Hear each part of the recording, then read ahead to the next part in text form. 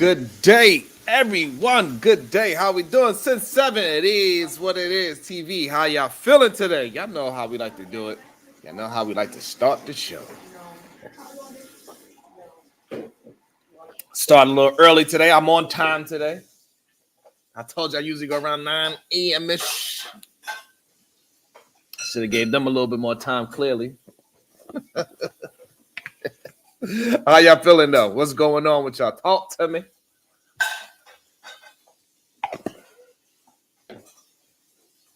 It's been a wild week. I think we've been doing good. We got down to some information. We know what an incel is and what it's not, I think. And then we found out how it is to deal with fat people. That's kind of crazy, but it is what it is. I guess. Can I get some coffee, please? Some more coffee? Yes. So, good day, LA Project. Good day to you. Yeah. You know, we starting it off. We're starting off good. It's beautiful. It's cold outside on the East Coast. God damn it. It's about time for another trip. God damn it. It's about that time. How was y'all night? Did y'all sleep good? Hopefully y'all made some money. And we can keep building, put those air blocks. I like to shout out to all the goddamn flight attendants that's in the show. I appreciate y'all. Thank you so much for hanging out with me every goddamn day. Hopefully I bring something to you as well. I can't remember everything what happened, but I remember thinking we need some solutions. And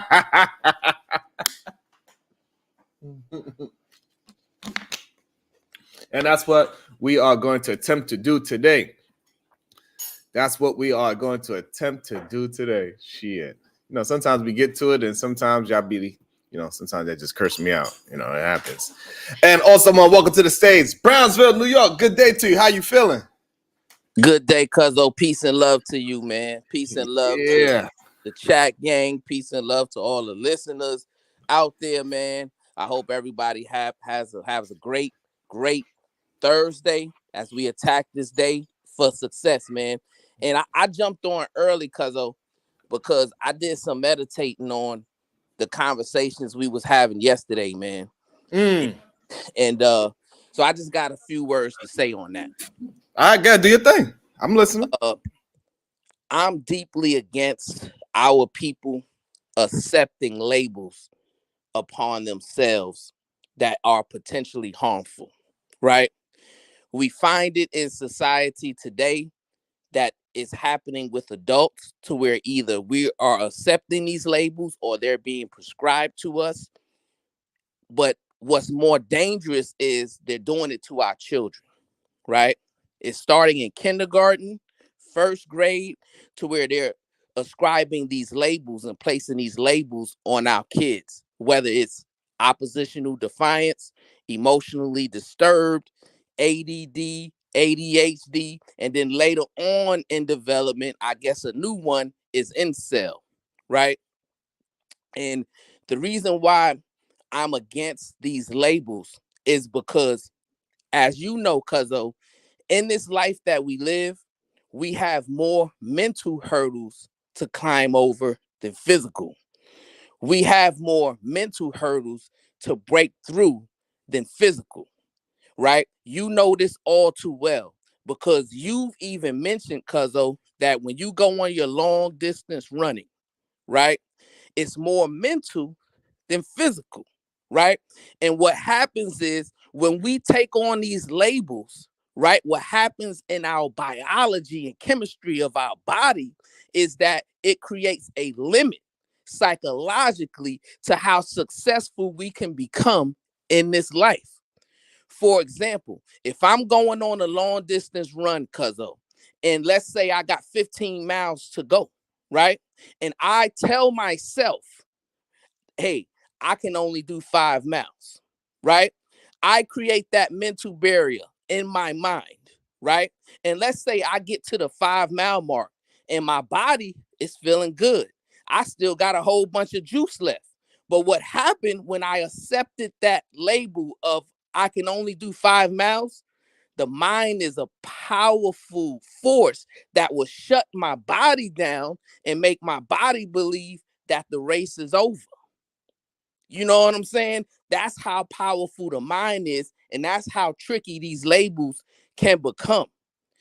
For another example, Cuzzo, if you ever go to the military, right? They interview you, they ask you these questions, and they're gonna say, well, have you ever had ADD, ADHD, emotionally disturbed, oppositional defiance, all these different things, right? And if you do have it, you have to get what's called a waiver, right? Even to get into the military, because the military acknowledges that these labels that we prescribe on ourselves, they are a form of weakness, right? And they limit how successful they determine they can get us to that next level.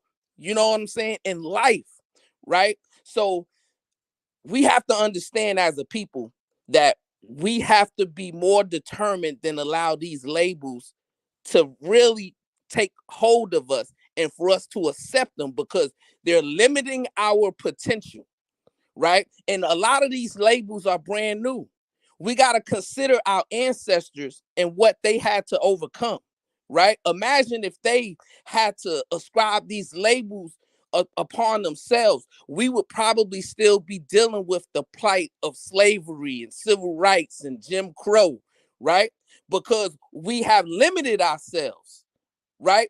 Perseverance is important.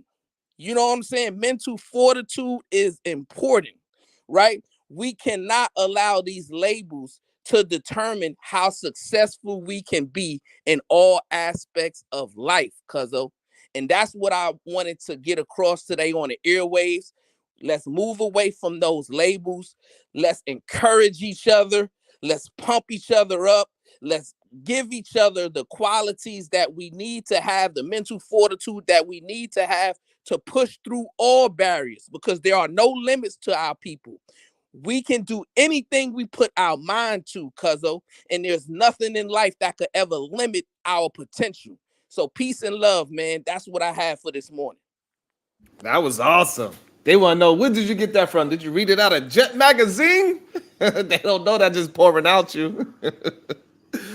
They don't know that that's just pouring out you like that. Hey man, that was great. That was awesome. I appreciate that. That was very productive. And that's what we like to really get down to. That's the brass tacks days. We like to get to productive conversations. And I thought that was beautiful. It was is a great example of how when you self-reflect on the day before, how it could build on your thought patterns and your thought process, and how you could come up with solutions by going through all that so-called dysfunction that they said that we have. That's where it comes from. That's how we get down to the goddamn solutions. Shout out to about to be a situation. Hey, hey, hey. Shout out to the real. Love the topic. Time to stop selling our souls for Lent and build our own. Gotta let that simmer. Gotta let that simmer right there. That is an awesome thought. I really appreciate everybody that's showing some love and support. We're hitting that like, the share, the dollar, the cash app, this PayPal. Appreciate y'all. And plus that also shows that what y'all enjoy.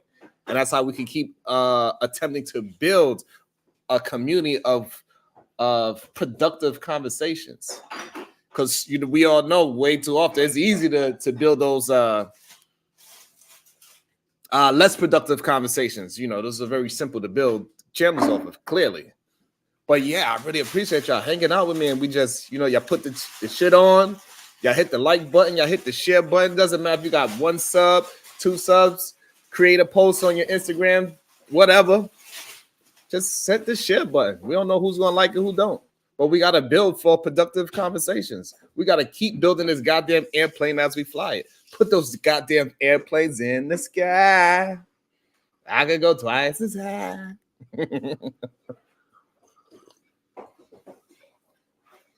Oh man. So I do appreciate it. Matter of fact, I need to do that shit my goddamn self. Let me see. I need to do this. Press this button right here. Hold on. Man, that was good. Type something real quick. Uh-huh. Okay, that's good. All right, now we here. Hey. That is hilarious. Thank you. I appreciate it. See, now my damn computer ain't gonna work, right? What is going on? Am I frozen? I have no idea. Okay, there we go. I think I'm back. I don't know what was going on just then. Yeah, I don't know what was going on with that. But we're back now, I believe. I'm not frozen anymore, y'all. About to be a situation. Hey, hey, hey. Shout out to Easy Money Jones. We will all love to have some goddamn easy money. Paying tuition. Thank you. I really love that support. Shout out to you, Easy Money Jones. Thank you. Shout out to all the pilots and flight attendants in the building. It's an awesome time. I'm good now. Awesome.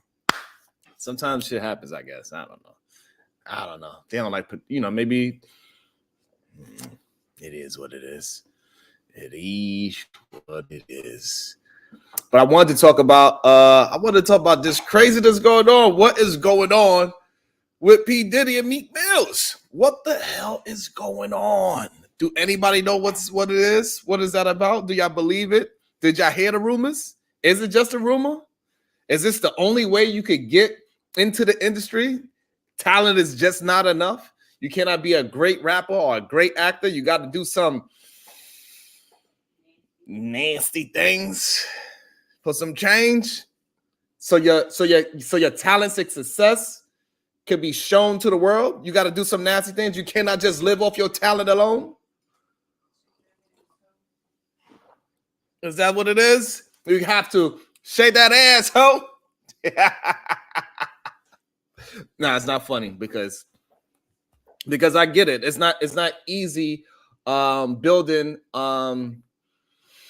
It's not easy attempting to live off of talent or anything like that, because it's very hard pressed to get support when you are at the so-called bottom. When you are building up, people do not want to support as much. They don't want to support productive bills as much. So that's why I'm very grateful for anybody that sends 99 cents and more. I really am. It means a lot. It really does. And it keeps me motivated. It keeps me going, because y'all all know that money makes the vagina go whoop, whoop. So yes, LA Project, the music industry is way deeper. No pun intended. Is way deeper than your talent. And it's kind of sad that it comes out so much later. It's like, damn, not you too. Like when I attempted to watch You Want to Be on Camera? You good? So I'm gonna bring up my guy, Conrad. Good day to you, brother. How you feeling? What's good, brother? How you doing, man? I'm doing well, thank you. What's your thoughts? Sir. Yes, sir. Oh man, when you just asked that question, I was literally tilting my head to the side. I was like, come on, are we asking rhetorical questions? Like in the sense to say that, like, when you want to sit at somebody else's table, you can't set your own rules. You get what I'm saying? Like, if I come to your house right now, I got to abide by your rules, right? So like we have, it's a part of the quote unquote, whether you want to just say American dream or North American dream. When we're coming to these companies and these tables and we got our talents, we got to realize that we're mortgaging our talents. We're mortgaging our intellect. We're mortgaging our ability, right? And we might be able to dictate some of the terms of that contract, but man, that entrance fee is a hefty price, bro. It's a hefty price. So my thing is this, like, I don't mind mortgaging, like, because it is a loan, essentially. That's what you're really getting, right? It's a loan. The problem I have with that loan is when that loan comes with my body.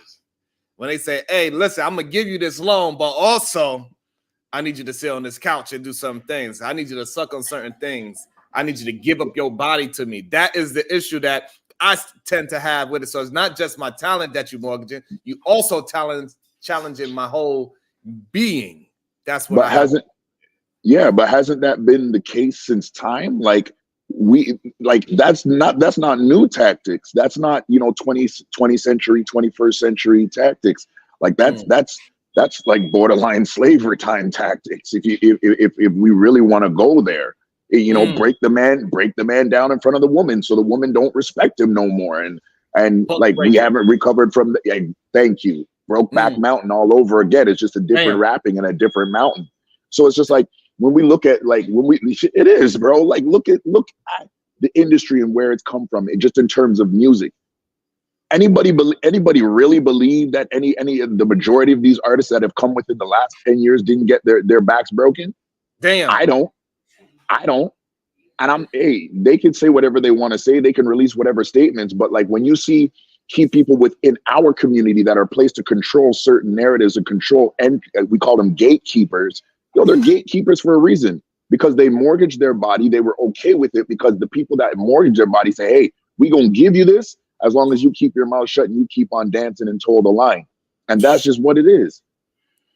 Whew, that's and then think about this, Sharon. Here we are fighting with each other for them, and we're not the sellouts. That's the thing that irritates me. Me and you is not the sellouts, but we're gonna fight each other for the people who done sold out, and they don't care about us. All they trying to do is, hey, if you want to come over here, let me break your back. Get the hell out of here, bro. Like, so no, bro. The reason why I want to talk about it because it makes me feel certain way, because I'm pretty sure not 100% of the successful people had to get their back broken, right? It's somebody that fought, and they finally got through. However, they got through. It was just a very difficult and long road to actually break through and keep your how Cat Williams said, and keep your butthole clean. I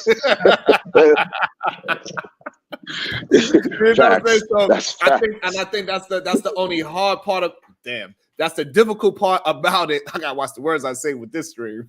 That's the difficult part about it, is that so it kind of takes away from the person that grind for real and did it honest, and he built it out the mud type situation. And me and you was to go and we popped and we kept building this 10 years down the line, they're gonna say, well, you know what he did to get there. That's the part that bothers me about it.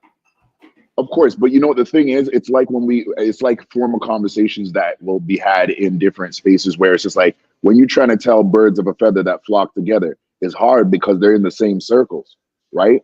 Now, when we're talking about businesses, sometimes for the sake of business, you can't help but be in the same room for the sake of business. But one thing I always use Denzel in Washington as an example. When he makes his movie, you don't see him in that same business circle for long. He makes his movie, he cashes in, he goes to work, and then he goes home, and he's there with his wife, right? But when we catch guys that are in the same circles trying to convince us that, in the same, man, hit dogs don't holler for no reason. Damn. That's all I'm saying. Like, you can't convince me of nothing, man, woman, boy, or girl. You trying to sit there and I didn't, all you want. Bishop T.D. Jakes ain't getting called out for no reason. Damn. Eddie Long didn't get called out for no reason. Damn. P. Diddy ain't getting called out for no reason. R. Kelly didn't get called out for no reason. Steve Harvey didn't get called out for no reason. Cedric the Entertainer didn't get called out for no reason. Like, Will Smith ain't get called out for no reason. Damn. Like, it doesn't matter where you flip this coin. You get called out for a reason because you want to sit there and eat off these people's table and then step out and say, well, no, I'm going to ride for mine. No, you signed a contract with your body and your blood. You got to stay on their side. You got to stay on task. You got to stay on task, bro. You got to, and it's funny. You know what the thing is because, again, like I said, people will force me and you, right? And I'm just using this as an example. They'll force me and you.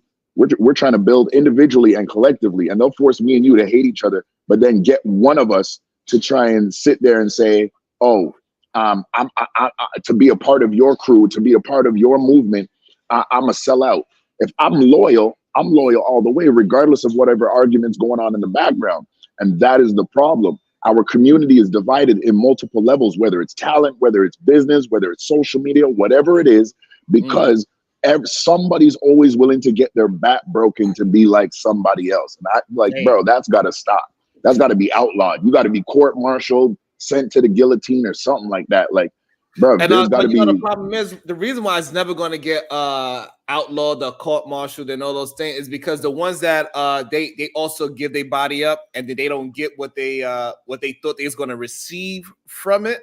Those people, they are considered the crazy people, or they considered bitter, They considered crazy. They just throw these different labels on them and say, you just mad because you didn't have the talent and all these other things. And that's when it gets a little shaky, to be honest, to even push those people out there and say, hey, this is what they did to me, because they're gonna be like, hey, you know what you was doing when you went up in that room at 3 a.m.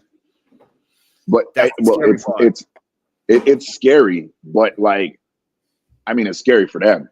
Yeah, I hate to say that. Like, and that's kind of, in some cases, some people will be like, yo, that's kind of mean that we're ignorant to say, but it is, because I already knew that. And that's the thing we see about like our people, right? And I remember how we first met, right? We were disagreeing over how to govern your house in terms of discipline and consequences, right? Right. Now look where we are. We're having conversations, and I was able to kind of sit back and reflect on what you were saying, and it was able to change my house to a large degree, and as it brought more balance.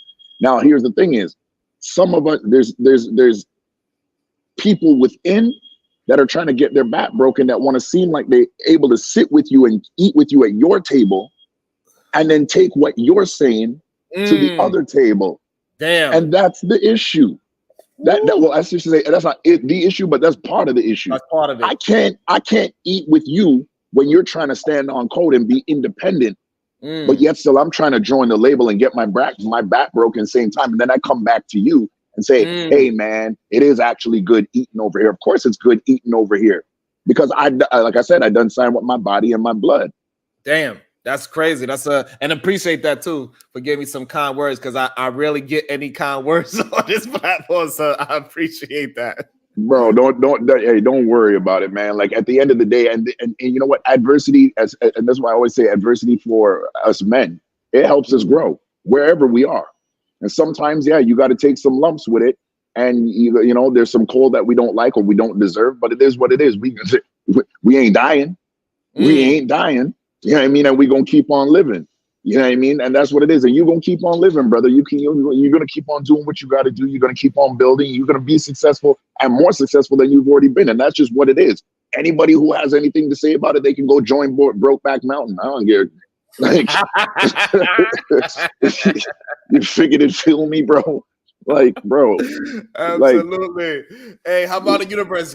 Great. She said, happened to me. Got blackballed by family and all. God will prepare a table for you in the midst of your enemies. It's written. They want to know, Mr. Lyman want to know, how is celebrity gossip solution-based? The reason why it's solution-based is because we could use their incident and we could turn it into a conversation so people won't keep running into the same thing. Because like Conrad was saying, this is something that's been going on for years and years and years. And we act like we just sweep it under the rug, or you just consider it crazy, or you just consider you don't have the talent. No, but now we need to start opening up and say, no, we need to have each other back. So this way, if we build something, we crowdfund everything, we can actually push up our talented people, instead of our talented people going to have to go and sell their souls, their bodies, and their fucking talents to these untalented people because they have clout, money, and all these things. And now they so-called soul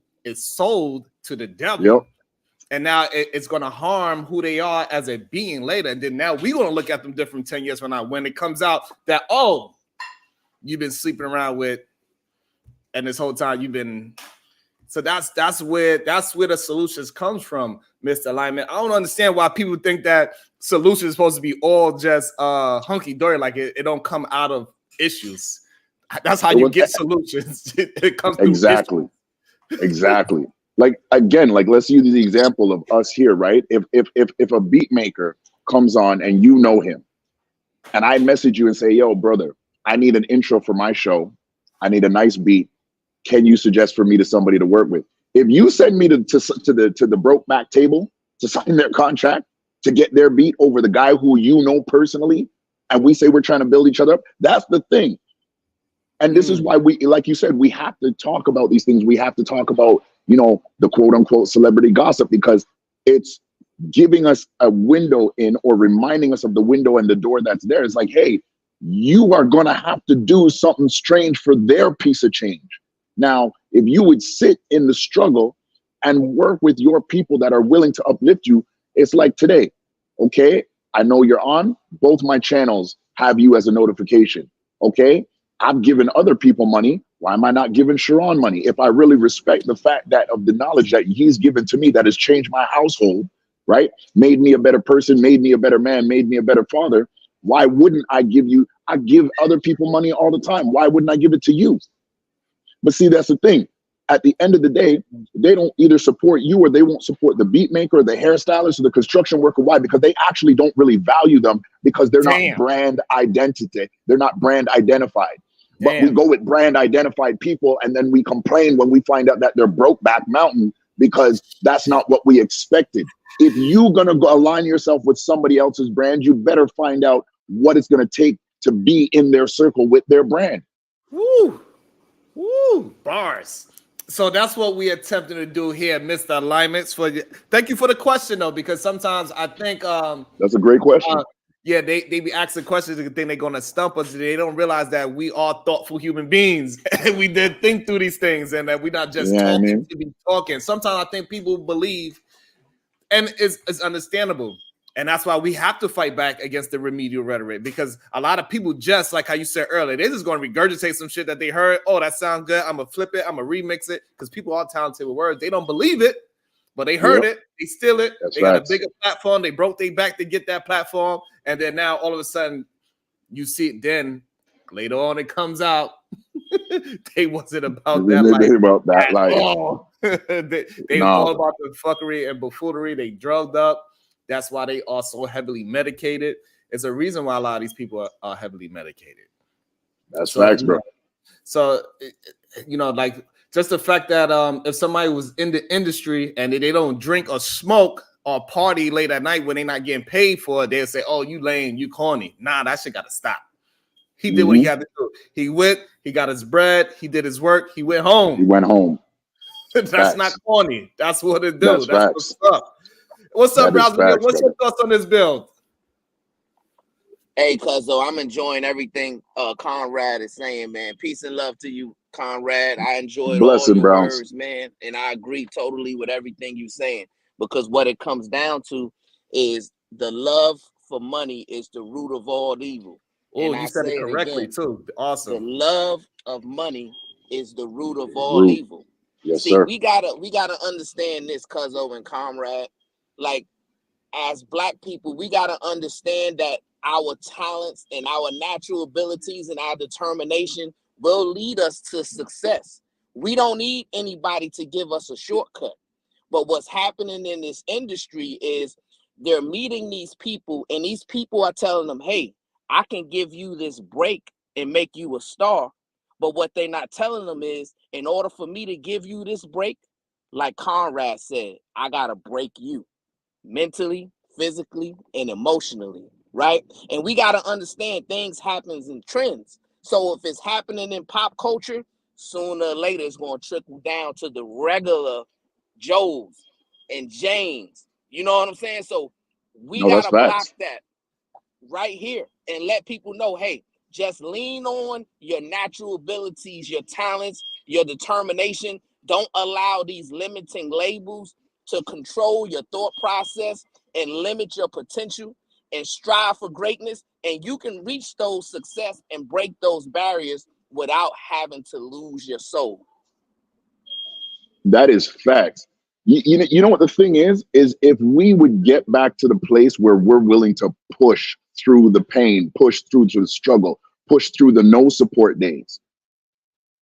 Like, really and truly, you know how great of a story Black men and Black women, generally, everybody that's on this chat, Sharon, myself, Browns, like, you know how greater our story is going to be because we overcame the struggle and didn't sacrifice our body or our blood. Like I said, like Sharon said, I don't mind paying the cost to do business, but I'm not going to let business dictate my body. Oh, that's man, hey, yo, I'm in the background. I got to head into the office. I'm in the background with y'all. Thank you. Appreciate it. Yes, awesome. I'm glad we are building this. That's right. Put those damn airplanes in the sky. Shout out to the Keeper Renee. Shout out to all the flight attendants that are here with us, hanging out with us. I appreciate y'all. Shout out to all the pilots. Oh, man. This goddamn industry is wicked. Ooh. Y'all say it all the time. Money is the number one need by all means. We do not say that all the time. We do not. Mr. Alignment. You need to build. Man, listen, I'm gonna tell y'all like this. When I was younger, I was DJing, I was making music, I made music videos, I was a part of some pretty successful people. And I decided to leave that shit alone because as I was getting closer and closer to, I guess, celebrity status, so to speak, I realized it was a little too funny in there. I was like, I'm not willing to be dealing with these people like that. It was a time when I was not comfortable with dealing with people that was moving the way how they was moving. So I had to get the fuck up out of there. So picked up a goddamn hammer. And it was I remember that, cuzzo. That was in your S Gutter days. Yes. Most people don't even know I had that name.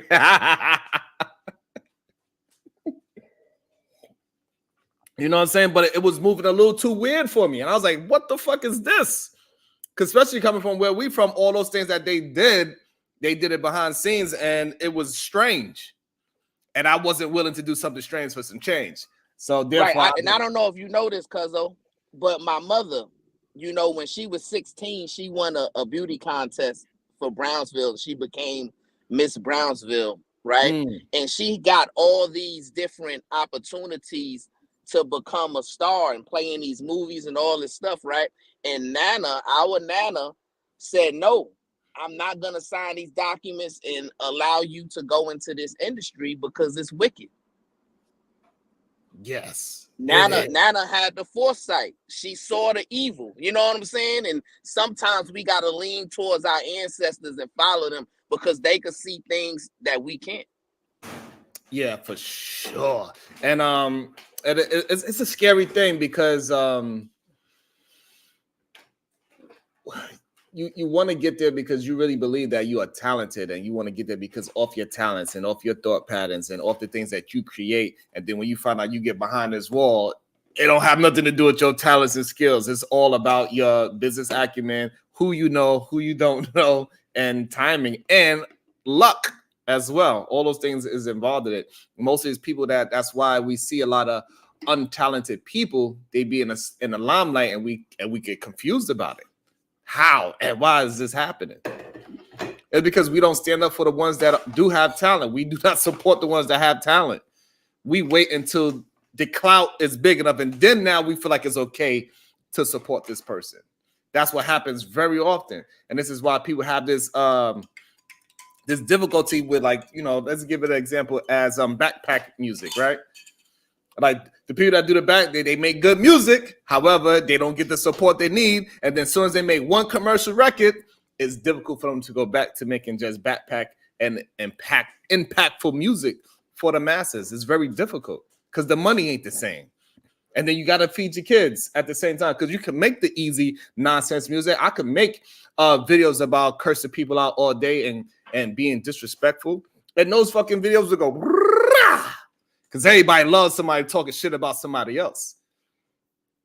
You know what I'm saying? So, but we also got to build up these productive conversations as well. So this way we have the algorithm where we have both sides. We have our silly and fun shit where we don't want to think of nothing. And then we also have our let's go and let's build something, let's be productive, let's keep moving, and let's keep on grinding. Let's, you know, Pat Pooh's got to be in it as well as Meek Mill. They have to be, you know what I'm saying?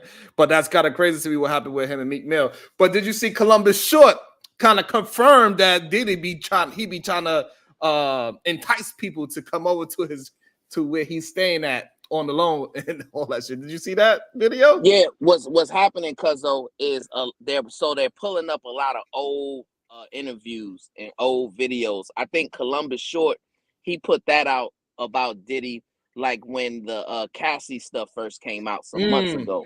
You know what I'm saying? So right now they're pulling up old videos and old footage. No, this is a new video. He just did an interview the other day. No, but that was kind of, you talking about where he said that he was in bed and Diddy called them to come to the hotel? No, but he was just recently, he went to Diddy going to take you shopping. He was on a recent interview. I'm not sure if he got something promoting or he just out here being messy. I'm not sure. but he was out here talking about the situation. Is this on my screen yet? Yeah, so let's listen to what he say. But yeah, I believe that it is the same story, but he just reiterating the story. Oh, okay. Yeah, I haven't heard that one. He came to the premiere of Cadillac Records in New York, and he was like, "Man, you killed that." He said, "I'm up for this movie or this show." It was a movie, Raisin in the Sun. Yeah. He's like, "I need an acting coach, man." So I put him with my acting coach that I had since I was a kid. Yeah. And he my acting coach. Big shout out, Josh Patan, wonderful, phenomenal acting coach.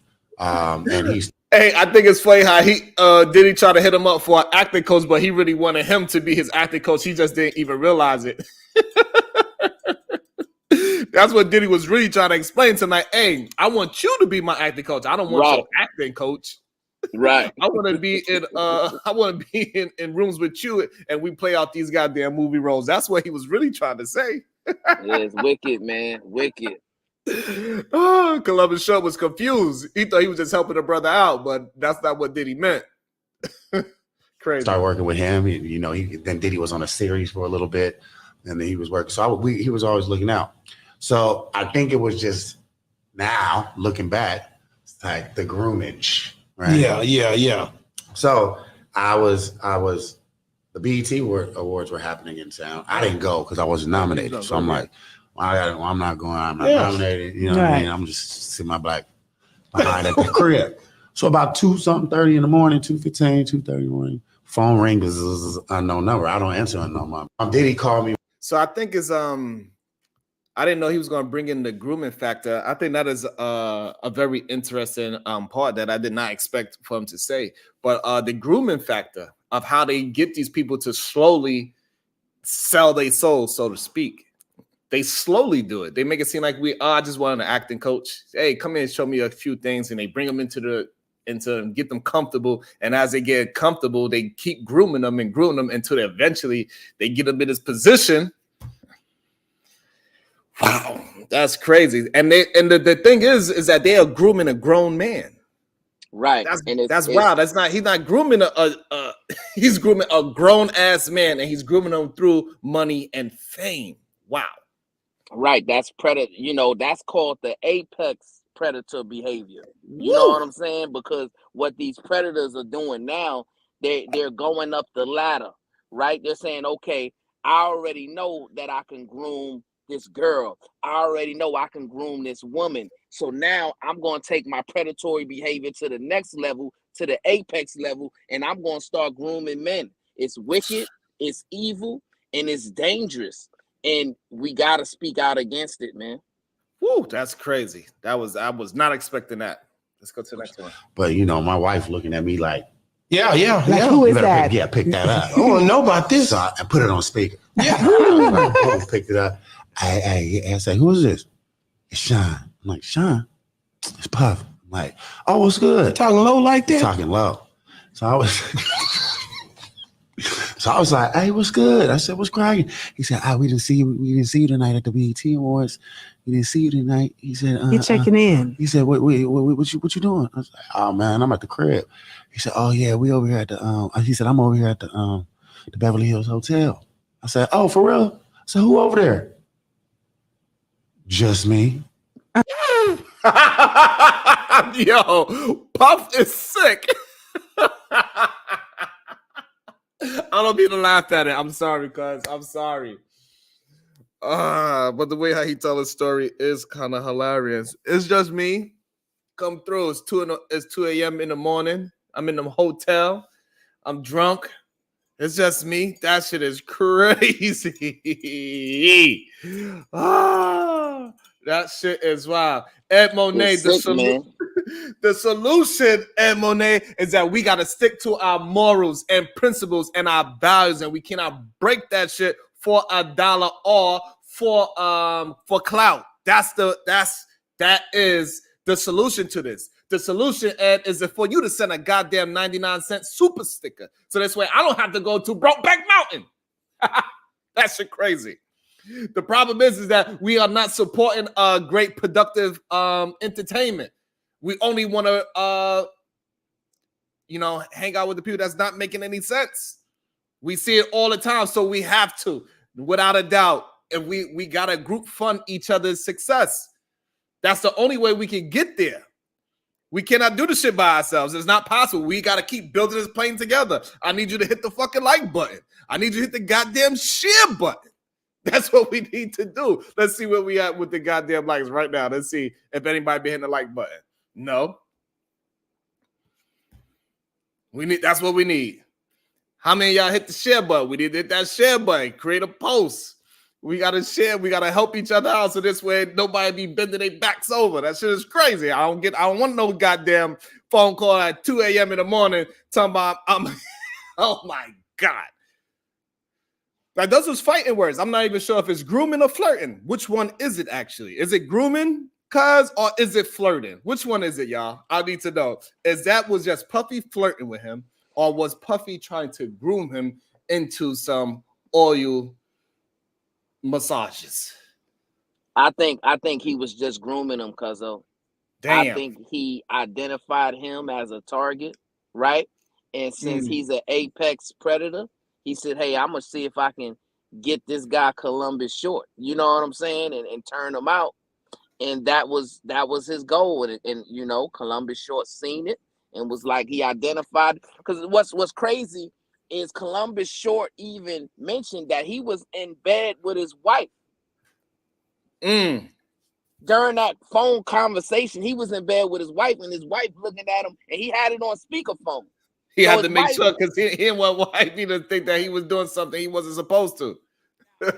you in a bed with your wife, you got it on speakerphone, and she hear that conversation. What's she gonna think of you?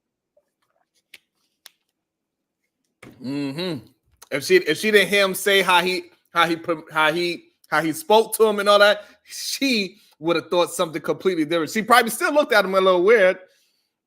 It's creepy for sure. That is 100%.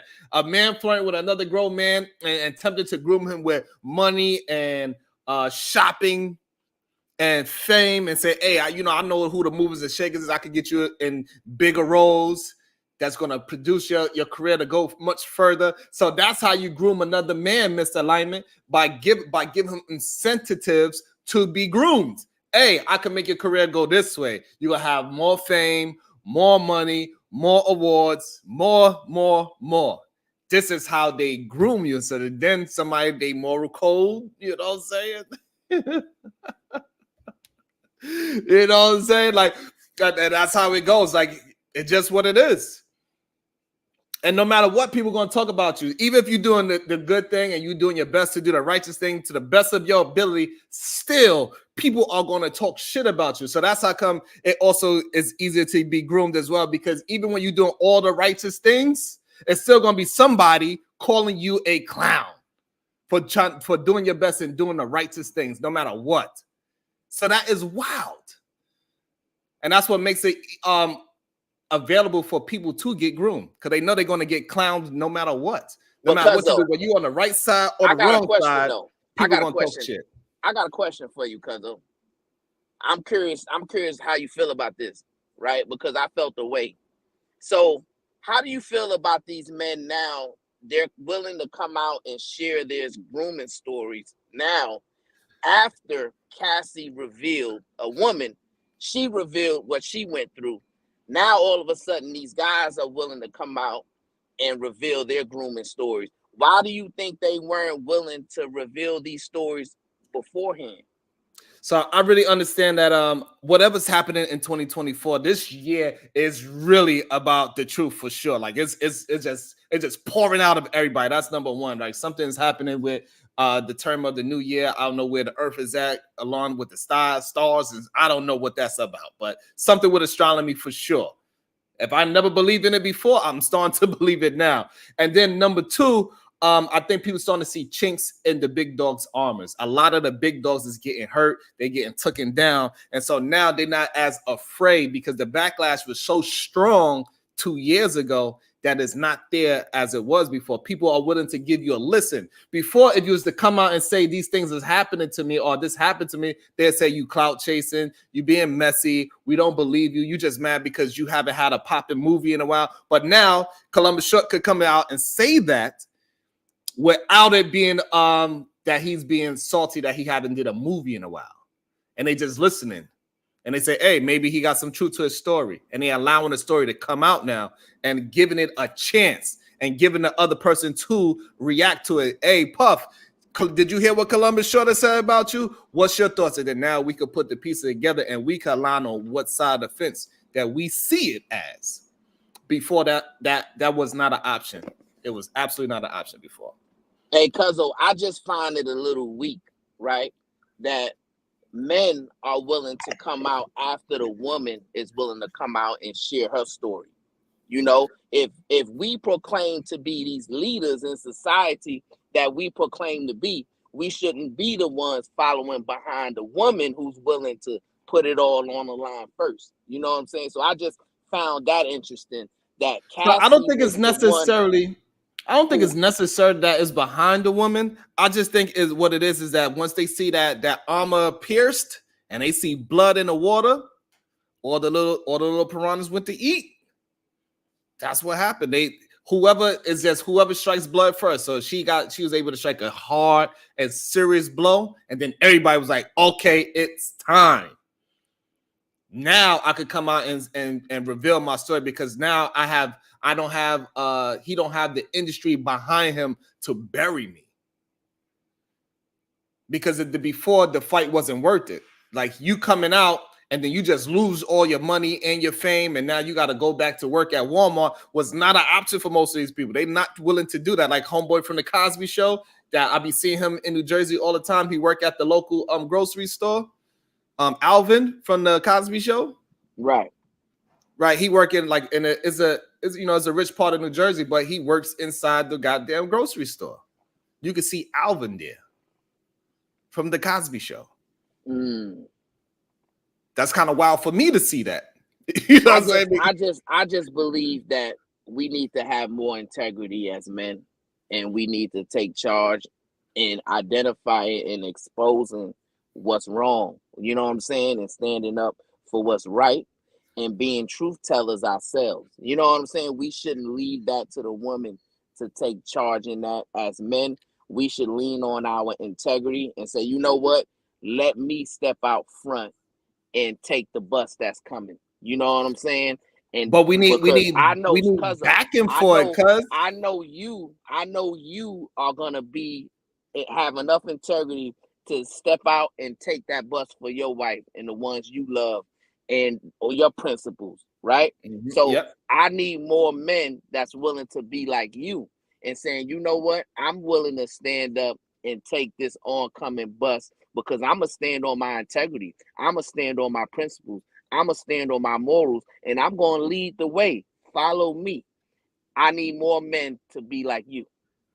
So here's the problem with it. So now I gotta figure out so when nobody is supporting, right? And I gotta go ahead and make the money. I cannot do the good fight and also feed my family. So now that person, right? They have to make a strong decision. Am I going to keep fighting the greater good, or I'm going to just fight for my family and whoever gets it gets it? That's the constant fight that people, especially that's that is attempting to entertain. That's a constant fight that they gotta go ahead and fight. If I do this slowly and I'm building productively, nobody's gonna support. And I have to wait my turn. I gotta wait 10, 20 years, and me and my family gotta suffer financially because nobody want to support positive. We got 53 people here watching, and nobody want to send $1. One single dollar bill is all I ask for. You right. I ask for likes. I ask for likes. Just hit the like button. They don't want to hit the like button. But you understand? I said, can y'all please just share it out? They don't want to share it out, and that becomes the issue. Then now we just got a few of the supporters, and we all like, hey man, we need to support this and let's keep building this up. But just a small few is not strong enough to beat the vast majority like that. We need more people to just send in $1, send in likes, send in shares. If we believe that this is what we're going to do, and we're going to keep putting ourselves in harm's way. We cannot put ourselves in harm's way and end up like, sad to say, I'm not nowhere near this man, but Martin Luther King, Malcolm X, this is why we haven't had a great leader after them. Right. And the issue is this, Cuzzo. We just gotta continue to educate, right? You continue to share your experiences. You continue to educate on what's right. You continue to stand on your integrity, morals, values, and principles. And sooner or later, the supporters and the listeners and those in the chat game, they're going to realize that, hey, I need to get behind this machine that's moving in a positive direction, because they don't want to get left behind. They want to go in the rocket ship as the rocket ship is taking off. It's no longer a plane, it's a rocket ship, because what the difference is, we not trying to just cruise in the altitude, we trying to go up to the stars.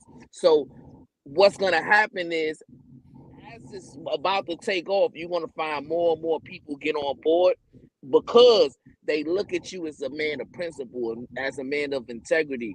And they're going to say, you know what? If I bless you, I'm going to be blessed. And that's the thing. See, you know, a lot of people don't understand that, right?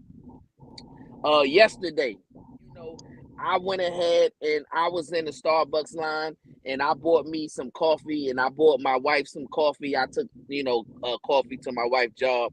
But what happened was, I went ahead and paid for my order, right? And then I paid for the order of the person behind me. I didn't even know who was behind me, but I told the barista, I said, well, go ahead and just pay for their order too, right? I want to bless them. And they was like, okay, that's cool. You know, that's great. So then guess what? What happens today? Now I'm ordering double, right?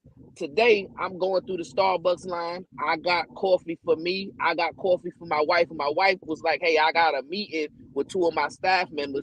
Can you get them a coffee? I said, okay, sure. So now I'm paying double what I paid yesterday. But then when I get to the checkout window, guess what happened? Somebody right in front of me paid for my order. That's wild. So I got a double blessing. You know what I'm saying? So that's what people got to realize. When you bless and you put that blessing energy and that giving energy and that supportive energy in the air, it's going to come back to you double, triple, quadruple. You just got to lean on that, man. That's what's happening. That's what's up. And I also want to shout out. About to be a situation. Hey, hey, hey. Shout out to Next Level, moving forward. He says the $3 boss said crowdfund SBG, the solution-based gang. That's what we're here to do. Hey, Renee, President Biden, it wasn't President Biden, it was actually her name is Kathy Holcomb, made the bill to say, I've been hurt, I need to tell my story. That's why Cassie case happens and the lady sued Trump. So yes, he is right. So it was a law passed. It just is, it's over now. That bill is not in existence anymore. It was only up until Cassie, she was at the, it was at the last year of when you could produce this type of lawsuit, something that happened to you many years ago. So it was open and you could just come out and say whatever you need to say. So yes, that is true. It was a bill passed. That's also a reason why Cassie came out when she did. And so it wasn't necessarily that the women just did it per se. It was because it was also incentivized by legislator as well. So yeah, that's a great point, Renee. Thank you. Shout out to Mr. Alignment. Good day. What's your thoughts? I'm in the chat and I'm just listening to everybody commentate, and I'm stuck on this word grooming. And because I'm stuck because it's like, when you're talking about two consenting adults, first of all, two men, how can another man groom another man? That's where I'm stuck at. Like, how can you groom? Like, I want to ask a question to you in Brownsville. Can you two grown married men be groomed right now by another man?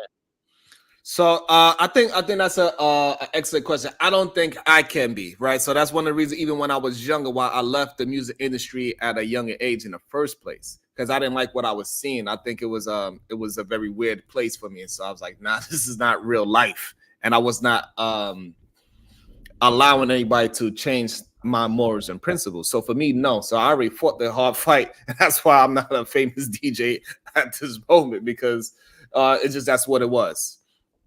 At least in my eyes, right? And I wasn't willing to fight that fight. Also, before I go ahead and finish answering that, also want to shout out to About to be a situation.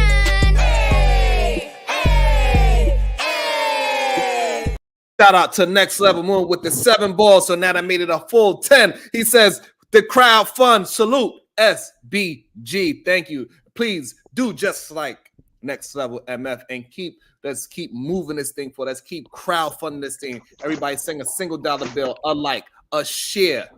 That's what we need. Thank you. And I really appreciate it. Trust me, y'all don't understand how much I really appreciate that to even attempt to help me keep on creating and giving me the power to keep on creating, because it's not easy attempting to create, attempting to take care of your household, to take care of your children, push everything forward, and bring it into a form of entertainment. So I really appreciate everybody that shows love and support. Thank you. It shows that we can have productive builds and people appreciate it. It's very important. Hit that like, share, $1 bill, Cash App, PayPal, Super Chat, Super Sticker. Thank you. So yeah, so I think people can fall to will. That's why people they wind up selling drugs. That's why people turn to strippers. That's why they turn into all these other alternatives. Why they turn to crime, because people can be groomed. Yes, absolutely. A grown ass man can be groomed. That's how they wind up doing things that is not conducive to their life and to their family. Because people hold things over their head, and when they backs against the wall and they see a easy door opening, you don't even need the key. Somebody gave you the key. Is a lot of human beings that's willing to take it.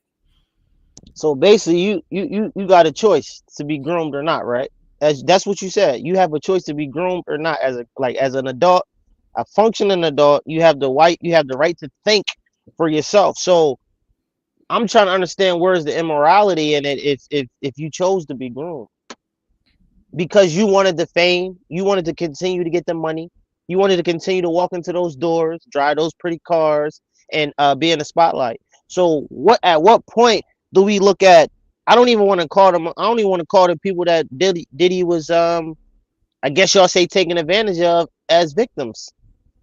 Because if they know, like, this man has the power to take away all this from me, and the only way that I can keep my character, my integrity, and all of this, if I just back out from all this shit. But I'm not, so I'm going to allow him to do what he wants and continue to get the benefits. Why aren't we looking at that part right there? Okay. About to be a situation. Hey, hey, hey.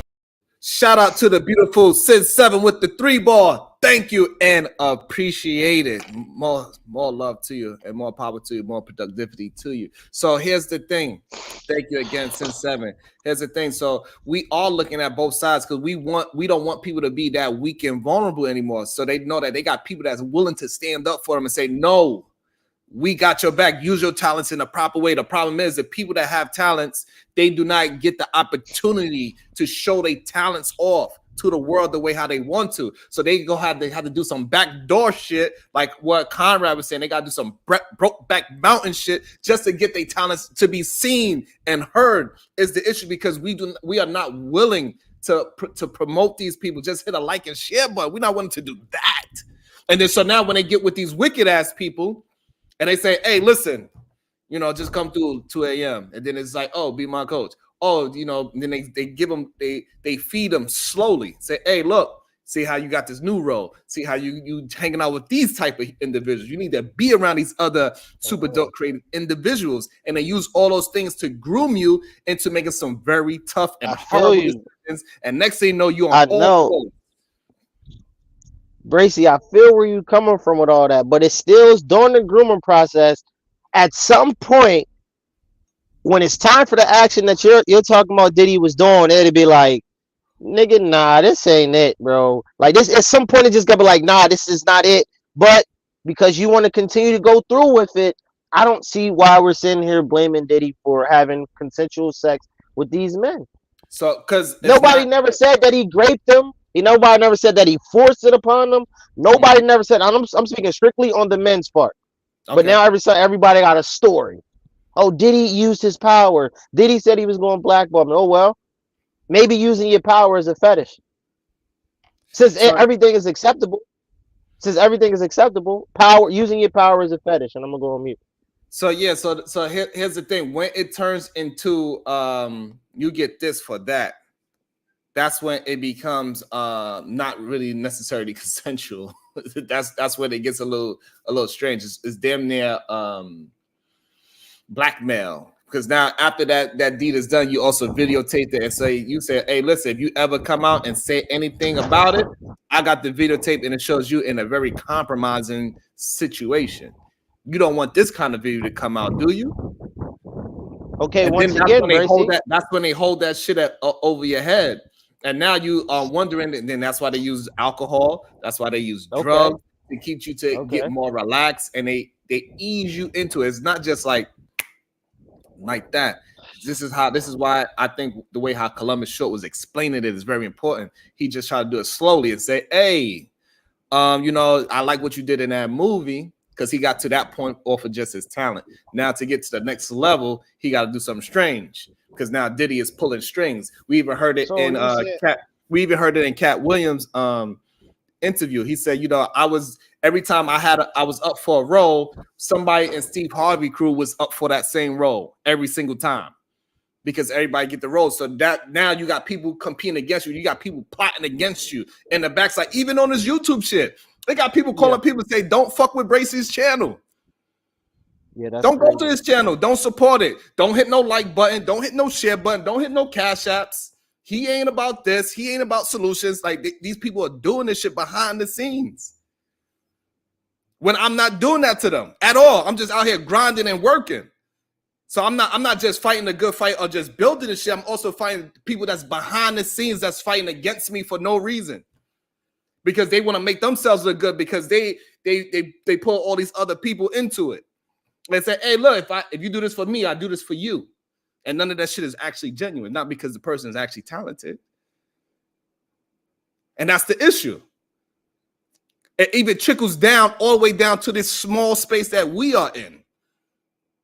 That people are not promoting other talented people. They only promoting, hey, you help me, I help you. I don't give a fuck if you're talented or not.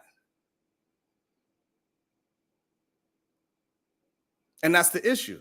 And we need to support and the people that are talented, that's out there on the limb by themselves and just trying to have honest entertainment, they are not supported. And then when the person is fighting this battle where he's fighting on screen with a child and also behind the screens, and y'all don't even know about it, they be like, oh damn, he just fell off. And he didn't just fall off. He had to go make a decision. Do I want to suck some goddamn dick or feed my family?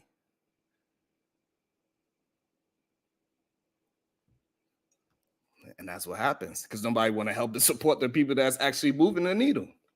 They want to support garbage.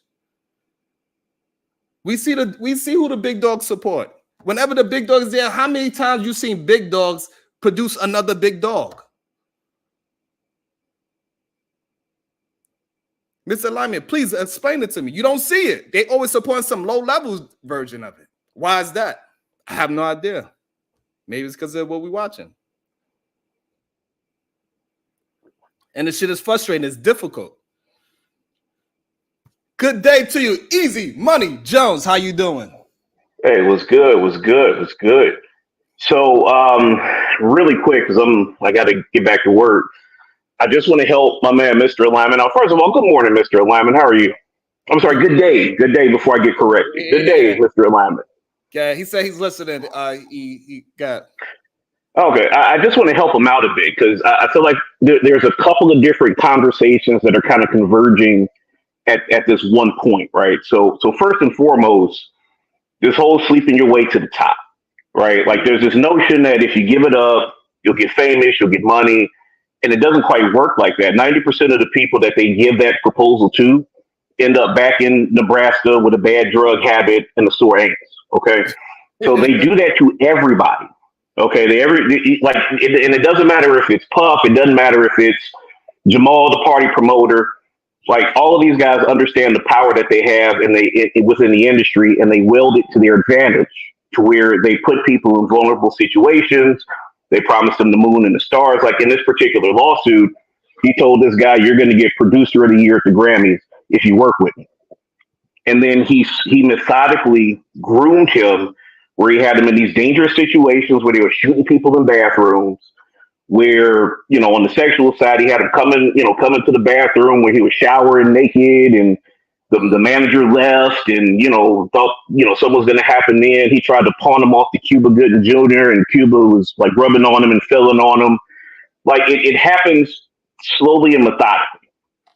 Yeah. It's not to the point that you were making earlier. It's not a, hey, let me just pull down my pants and just go in. Like that's not how it works. Yeah, that's not how it works. And Puff is famous for drugging these folks, like putting tranquilizers and all type of stuff in drinks. Like I've heard of people going to bad boy parties, and you're from New York, you probably heard of this too, where they tell the men don't drink anything. Yes, sir. It happens a lot.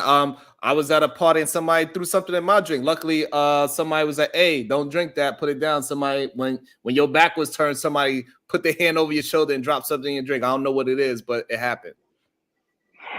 Yeah. So like this whole thing of grooming and victim blaming, like we got to be very careful with that, because I think that the people who are going along with it have good intentions.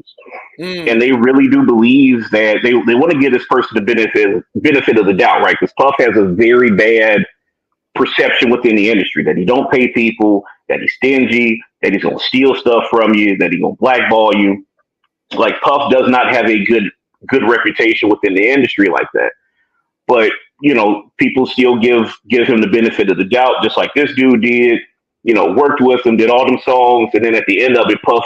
Obviously this dude isn't producer of the year at the Grammys, didn't win a Grammy, and he didn't get paid the money he was supposed to get paid, which actually prompted the lawsuit to come out. So I guess I just push back on this notion that people just sleep their way to the top, and everybody at the top, got there because they slept with somebody. It's like, nah, that's just the deal that people try to give you when you get in the industry. Yeah, and so that's what Easy Money Jones is talking to. It's a little bit deeper than what we understand it as. It's way deeper than that. It ain't just and that's the issue. So now we don't know who slept and who did not, who get the backing and who doesn't. 9 out of 10 times, I would say 8 out of 10 times, the people that doesn't have so-called talent, they get pushed up and they get bubbled up, not because of their talent, but because what they're willing to do behind the scenes. That's how they really get put. And then the people that are truly talented and they are trying to survive off of their talent and skill, and then they do their best to do it by themselves, they don't get the push ever, because they got to do something strange for the change. Because everybody that's seeing them, even the ones that are like Diddy, they recognize the talented people as well as the non-talented people that they can make money off of.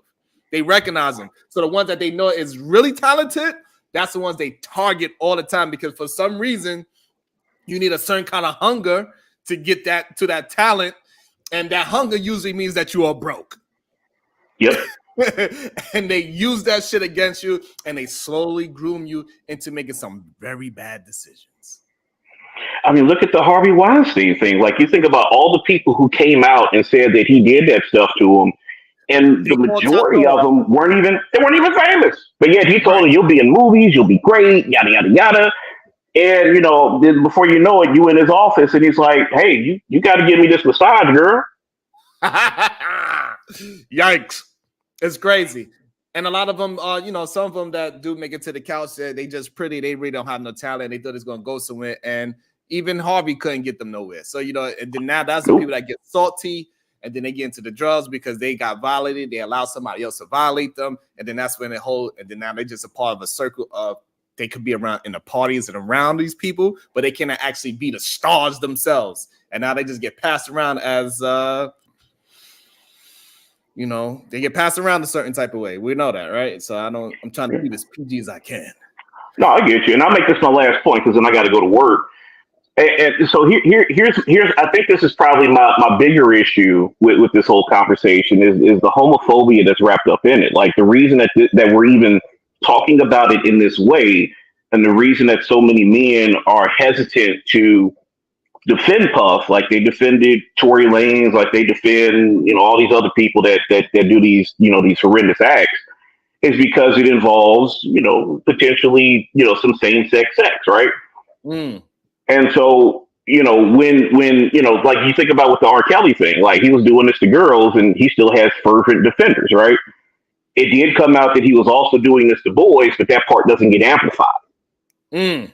And if that was the lead, like it's the lead here, R. Kelly wouldn't have so many defenders. Like, it's wild how we allow the homophobia part of this to guide how we feel about it. Because when it was just Cassie was just a money hungry failure of an artist who just wanted some money. Now all of a sudden, well,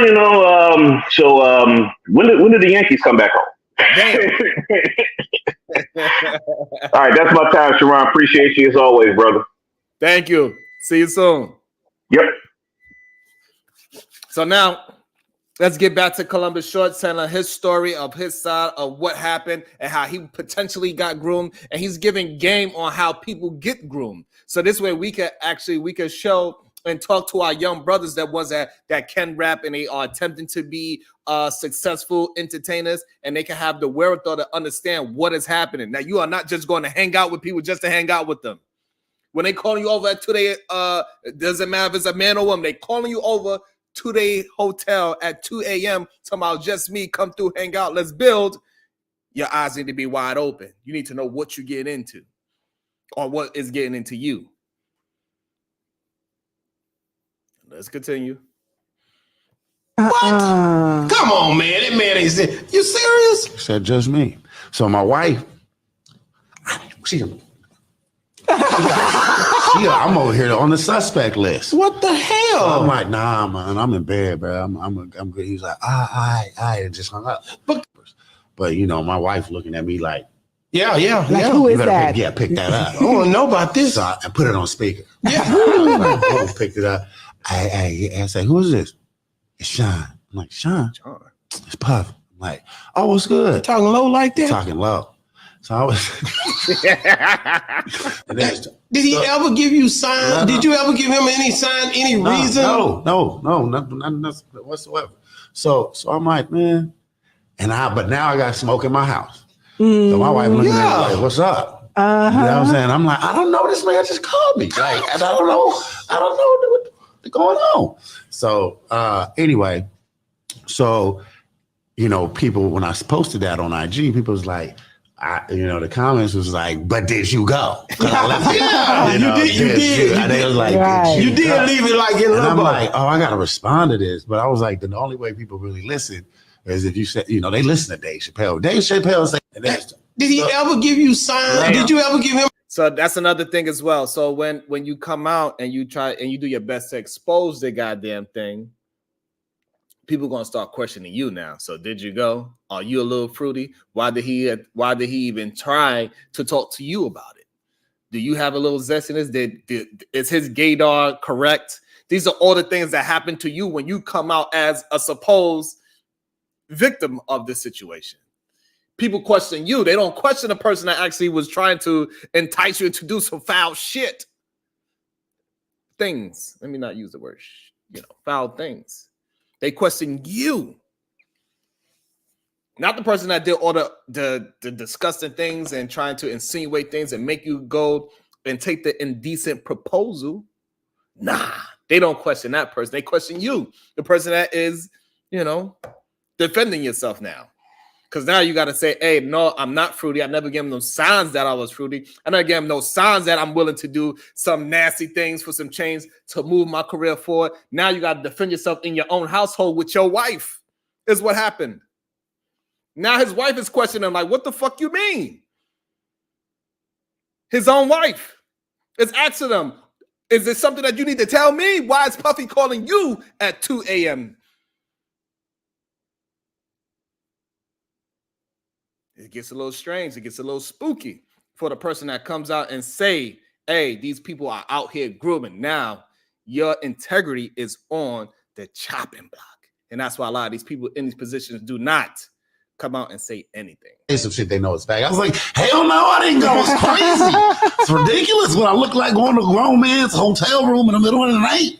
It's ridiculous. Anything's possible with this man.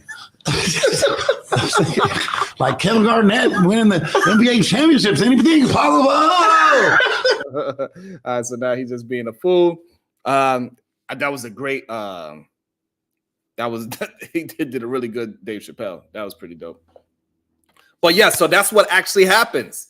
And so now we are in power to help out these fucking towns so people don't have to make these fucking indecent proposals all the fucking time.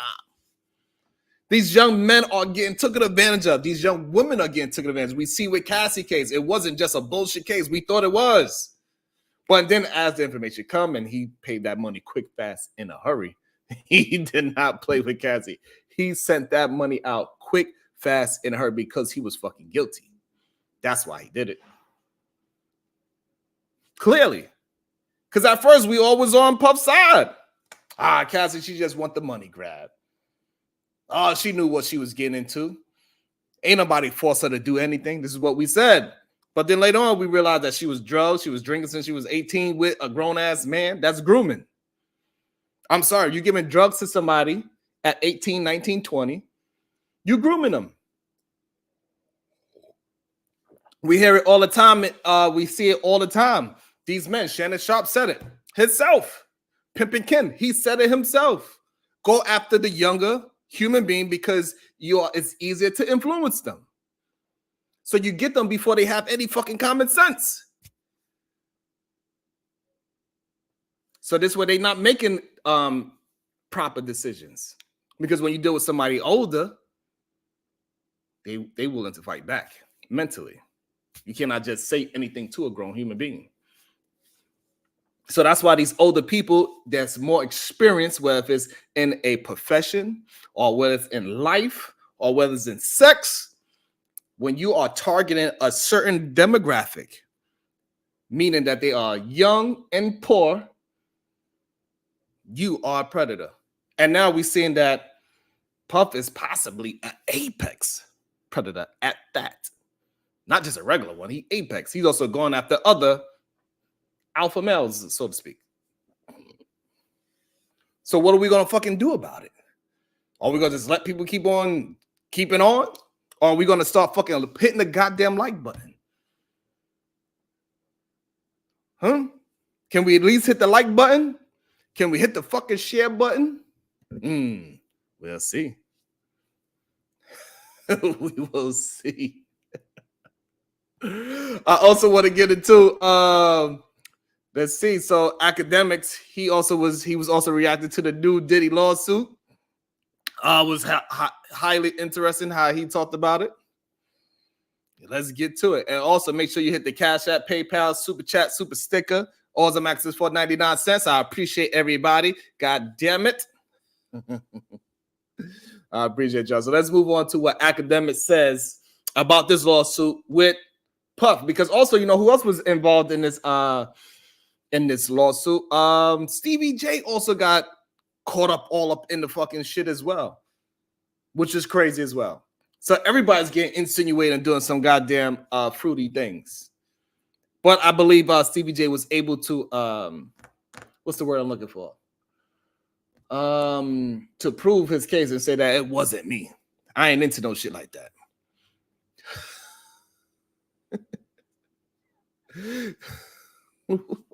How should I do it?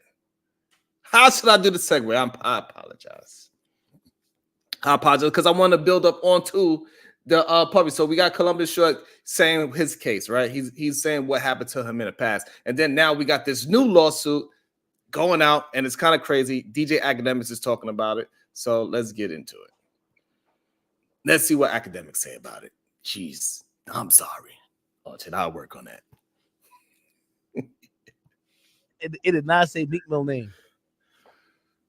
Wait. Oh, hold up. Never mind. Wait, what the fuck? I forgot. Look, Mr. Combs informed Mr. Jones that he had engaged in sexual intercourse with rapper 5. That's redacted. Look, 5. He's a Philadelphia rapper who dated Nicki Minaj. This nigga is saying that you and Diddy were fornicating. What the fuck? Me?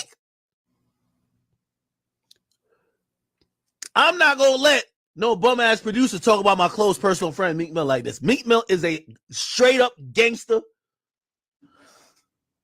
Why y'all saying look up the pool video? And you deserve it, daddy.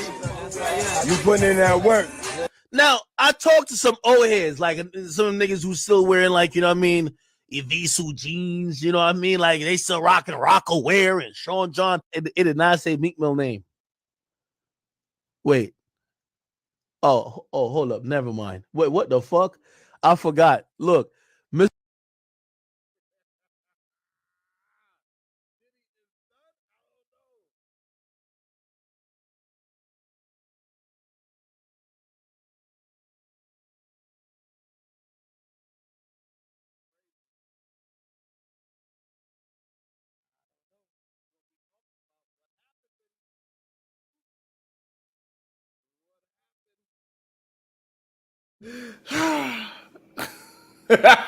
I'm just saying.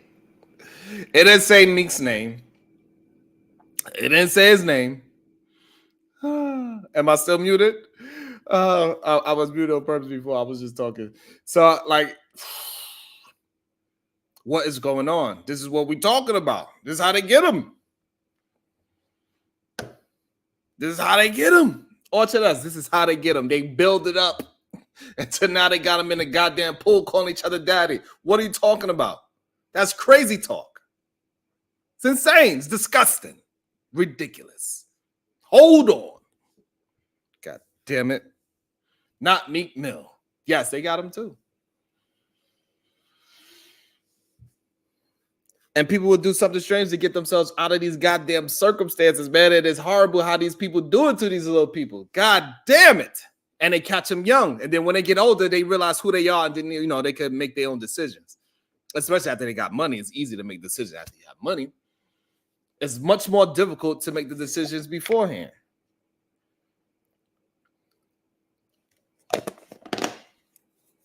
It is. God damn it.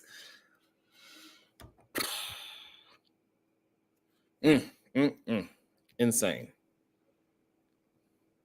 They tell me that Diddy's just old. Like they said, niggas in the 90s and 80s called other men daddy. Like that was a term of endearment. You feel me?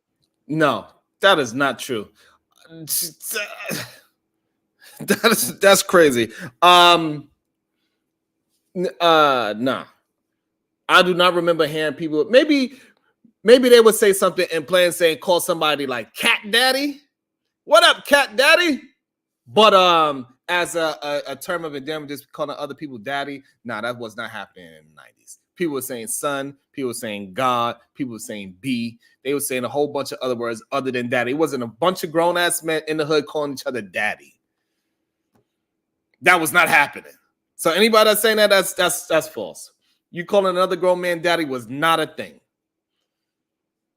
That was not a thing in the 90s. I don't know where you're talking about. Matter of fact, in the 90s, that's probably the biggest, you know, right? That's as far as I would go. I heard people say cat daddy before, but it wasn't a big thing. It was actually, you know what I'm saying? I was like, oh, it was like a joking, man. What up, cat daddy? But calling people daddy, absolutely not. Hip hop, especially people that's from, no. We did not play those type of games. Like you did anything suspect. It was a no-go. It was an absolutely no-go. I also want to welcome to the show, Sway, producer. How you doing, young man? What's up, bro? I'm doing well, thank you. Yes, sir. What is the direct translation for Poppy? I believe father. I knew you were gonna say that, but the problem with that is that Poppy is a slang term, same way daddy is as well. So it's a direct translation for daddy, and people were definitely calling people Poppy back in the day. Right. But the way how people used it, but it wasn't still like it wasn't a big thing though. But people use it because it was a different translation. But people did say Poppy, yes. Even like Poppy, right? Bring your ass on over here, boy. Right. But also it was also just a slang name. Poppy was also given to little kids as well. Okay. What's up, little Poppy? Like people say that all the time. Right. Like also. But also, people would say Spanish people. People also say Papi Chulo, right? Yeah, but people always say papi chula, and we know what that means. That's very sexual, but people say it. But I'm saying is that in the sense of men calling other men papi or daddy or whatever, in other cultures they do that technically. And then if you were to do that, direct translated, you'd be saying the same shit. Especially if you live in New York. And if you live in New York, it's more than likely you've done it once or twice. Definitely. I mean, we got somebody in his face named Papi Blanco, right? But nobody. I was about to say that. Y'all get on here and y'all say Poppy. Y'all always call him Poppy Blanco. I'm like, so now when you call a nigga daddy, no, we don't. We call him Blanco. Y'all motherfuckers call that nigga Poppy. Hey Poppy. Who is y'all motherfuckers? So, not you, Sway. You barely over here, brother. Don't take it personally. You ain't over here, but other niggas. Right. So like even when we calling him that, we're not really looking at it as daddy white TV. Nobody's in the exact translation. You know what I'm saying? But that's what it means, though, bro. I do get it. I do get that. But for you to say they wasn't calling dudes daddy back in the day, like on some pimp shit, like come on, man. You know they was saying that, Bracy. Like, yeah, but I know it wasn't. So this is what I'm saying. It wasn't en masse. It wasn't a bunch of people walking around the street. What up, daddy? Like that wasn't like a thing. Every once in a while, you hear the pimp say it to each other, whatever. But it wasn't a thing. People say, "What up, son? What up, B?" But they didn't even good call God. They like in Queens, they say God. In Queensbridge, they say done. You know what I'm saying? Like, but they'll call him Puff. Terms. They don't call him Daddy. You're right. They even even back then, people just call him Puff or Puffy. Niggas didn't want to call him Puff Daddy. Yeah. You know what I'm saying? Like, yeah, but I wanted to take it off the celebrities for a moment and speak on real life. Like, you don't walk around, oh, that's my baby right there, but you referring to your homie like that's my baby. Like, what? Yeah, that's my man. What? Oh my goodness. Yeah, I mean, we can look at it however way we want, but I'm going to be on here and get an unvarnished truth. Y'all niggas can let y'all ego get in the way, but we understand how you doing, Kasim, as well. So I want to also bring Kasim into it well. But like, yes, people say things like, "What's up, baby boy? What's up, baby girl?" So, like, it's so not, okay. What's up, daddy? Like, what's up, daddy? Like, you see what I'm saying? The way how you saying it, the way the tone that you are saying it, that's not how it was said. It wasn't. That's my baby right there. Nah, we didn't say it like that at all. Yeah. I also want to welcome Truth as well into the conversation. Hey, Truth, what's your thoughts? And then we're gonna go right into Kasim. Go ahead, Truth. Yeah, I never heard niggas calling my baby and shit like that. I don't know where the hell that came from. People probably say, you know, what's up, baby? Like something like that, like in that flow. Yeah, like what's good, baby? How you doing, man? So what was the difference from how I said it? Truth? What the hell? Oh, the tone was the big difference. Hey, G, that didn't sound right at all. What's up, my baby? That's my baby right there. You see it? No, absolutely not. That's crazy. I mean, I guess it's like an East Coast. I think it's like a maybe a Philly, Delaware thing or something like that. Because I know Truth, you from Baltimore, right? Yeah. No wonder I don't know what y'all say down there. Oh shit! Y'all, what's that word y'all say in Baltimore? Hold on, Truth. You can't get off the y'all say something in Baltimore. What y'all be calling each other? Oh, I don't use it, but niggas be like, "What's up, dummy?" Oh no, that's offensive. That's fucked up. Oh yeah, never mind. You're right. Also, I wanna before we just get into chatter, I don't want it to just be chatter. Dumble is what he said. Hey, Kasim, what's your thoughts? Have you experienced in mass men calling other men daddy? Kasim, daddy. What's up? Not in math, man. Not in math, but in Jersey, I heard people say that, but it was more like a slang. They were like, "Yo, what's up, daddy? You good?" Yeah, like right? that. And they would say that, right? And that would be like, we could say it to anybody, but it wasn't. I think it's the vernacular and the tone that you use when you say it, right? Especially when it comes to other men. And then when you do that, we give each other a pound, like, "Yo, daddy, you good?" Right. So I think it's how you say it that's really going to make an impact as far as where it's going to go left or where it's going to go some other way. So it's all about the vernacular and the tone, man. I will say absolutely. We was not just walking around and calling people daddy as in as in daddy. But I think it also ties into I don't even use it anyway. You know what I'm saying? I never use that term. But it also goes into like you saying like basically you complimenting your man's like, yo, you looking good today. Like you get what I'm saying? So I don't want us to get too far off track and look at the negative side. Like you tell your man's like, yo, you look good today, you fly. Like you can't do that now? Yeah, so Are we you that can. far removed? So, Mr. Alignment, what we're saying that yes, you can absolutely do that. You can give a man a compliment. However, the way how you tone it can mean completely different things. That's cool. But if I say my man, yo, you looking good today, like now all of a sudden it's too flamboyant. It's come on, Sesty. Go ahead, True. This one is a really good one. Daddy Warbucks is something that people said a lot as well. What up, Daddy Warbucks? A lot of people did say that as well. But that's also like it was like a term for Well, hold up. Y'all going around telling men they look good, yo? Absolutely. No. Kasim, you look good today, Kasim. No, I wouldn't say that. If I saw somebody that was coming out, I'd be like, yo, fam, yo, you shining. I tell him he's shining, like, yo, fam, he's shining. Yeah. In other words, nigga, you looking very Soigné, dabbing there. You looking good. Like, why we gotta take away? No, chill out. Hey, Chill look, out, man. Chill out. Hey, Mr. Lobby gonna be on the basketball court. Like, damn, bro, you playing real good basketball today. The way how that because Mr. Lobby gonna like the way how the sweat was dripping down your body today, man. Niggas act like I'm licking my lips. Nigga act like I'm licking my lips when I'm saying it. No, I'm just saying you looking good today, baby. That's it. That's it. No, fuck Y'all that. niggas taking it too far, man. No, man. Next thing you know, you be saying that shit, trying to make that eye contact, and it's a wrap. It sounds like you talking to a Fuck that. So all we saying, Mr. Alignment, Yeah, you do gotta clean, pay fly. when you giving your compliment, you definitely gotta be Look careful. dope. You got You gotta be drip. careful with your tone. You cannot just say it however you want to Flexing, say it. you sharp. No, It's so absolutely many not. other things other than say you look good. Like, nah, man, I can't even get that shit all the way out. You just sound like you talking to a shorty. Like, Yeah. I mean, maybe because I'm passionate behind her, I'm saying like, damn, that shirt crazy on you. Like, if a nigga say, like, listen, yo, but it's real life though. Like, if you see a shirt like, yo, that shirt crazy on you, I can see why you got that. Like, that's crazy to y'all. Yes, it's a your Hell mic is motherfucking yeah, that's crazy. That's bananas. Like Mr. Light, That's bananas. pretty loud. Oh man. Bro, you it's like you're using the same super fly, but if you're talking about like him that way, it's like, oh man, yeah, that shit different, G. It's definitely different. And so what do y'all think? So y'all think Meek Mill actually did it? You think he sold his soul to get into this industry? He did some things with Puff so he could get to the elite level that he is in today. The court of law said he did, sir.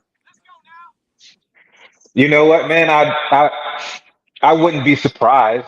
Shit. Right? I wouldn't be. Nowadays, bro, in 2024, man, all of these things, nothing surprises me anymore. Right? Man. Just like everybody can get got. And we all know in that music industry, man, there'd be some heinous stuff that be going down. I remember when in the 94, I think it was 93, 94, when I lived in Decatur, Georgia, I used to go out and party with Jermaine Dupri and the Brat and them, and they was doing some wild shit back then. And there was a lot of people that would want to come up right to Jermaine in the line and stuff like that, or we be at the shack eating, and people would come up and just start there. They would do anything to get into the industry. So it wouldn't surprise me at all, man, if he got. Damn. About to be a situation.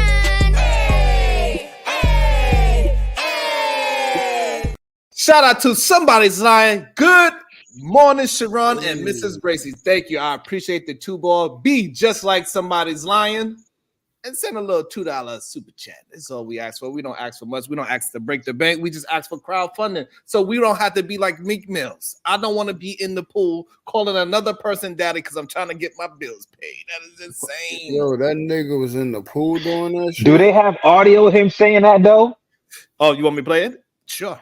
Yeah. Sure. I have no problem with it whatsoever. Let's see. So instead of saying homie, back in the 90s, niggas called other niggas daddy. That's what's the thing. Yo, daddy, what's up, daddy? Daddy. Yo, daddy, you looking good, daddy. That's what I heard. So I think this now, is the part again, we're in a different era, so it sounds weird. But from what I'm hearing, this was normal. They tell me that Diddy's just old. Like they said, niggas in the 90s and 80s. I think it's this one. Here we go. I'm sorry. Mr. Combs informed Mr. Jones that he had engaged in sexual intercourse with rapper 5. That's redacted. Look, 5. He's a Philadelphia rapper who dated Nicki Minaj. Damn. That's crazy. This nigga is saying that you and Diddy were fornicating. What the fuck? Me? He is entertaining. I'm not gonna let no bum ass producer talk about my close personal friend Meek Mill like this. Meek Mill is a straight up gangster. Why y'all saying look up the pool video? And you deserve it, Daddy. You putting in that work. Now I talked to some. That's what. So I guess they're going with Diddy calling him daddy, and I also that's still wild. This sounds crazy as hell. But you know what? No. About to be a situation.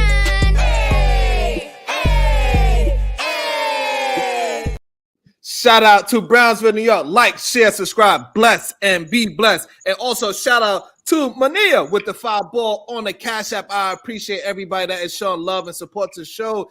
Thank you so much. It means a lot. Hey, Sharon, even though right there, again, I still won't. I don't use that motherfucking term, but even there, it wasn't like off. It wasn't sound like alignment when he's saying my dad. All right. Yeah. What if it was from a gay nigga saying that regardless if he said mine or not? Yeah. Well, hey, if that nigga is out there, then yeah. Because now we kind of know whatever they got going, right? So that I guess that's what makes it so strange now, because you know when he was trying to entice Fabulous and Jadakiss and take them out on shopping sprees, he's like, "Come on, Daddy, it's your birthday." He was saying the same type of vernacular to them as well, but they both refused it. And then now that we've seen that Meek Mill possibly did some things with Puffy, and then now you see a video of them dressing alike together. They even had the same clothes on at a party. It looks a little strange. They had the same outfit on. Good. Go ahead, Kasim. I see you got some thoughts. Go ahead. You have to remember, when you have someone of a certain status, of a certain stature, and a certain high up in the hierarchy, and you the underling, what you want to do is you idolize this person, you're starstruck with this person, and you want to emulate this person. I have seen so many people, copy somebody that they idolize or be influenced by the style that they idolize. And there's totally nothing wrong with that, especially when you're a little bit younger, you're a little bit more impressionable, or you want to get more in favor with the individual. So that him dressing like that doesn't surprise me. I think, it's about idolization and wanting to be a part of the individual and having high regard for that person. Nowadays, I don't see necessarily people dressing the way, but I do hear individuals changing their pitch and changing their tone and changing how they speak based upon the cadence of somebody else that they value. I know I've heard that, especially like in my profession, right? I noticed that some of the other executives now, they're beginning to have the same speech pattern as the CEO, wanting to mirror him. Right. So it's just a matter of fact of, having high regard, respect for somebody. You want to be like that person and you emulate them. So that's how I look at it, man. I don't look at it as nothing funny. And I also want to welcome to the show Happy and Pastor as well. Thank y'all for being a part of the show. This is it was kind of wild today. About to be a situation.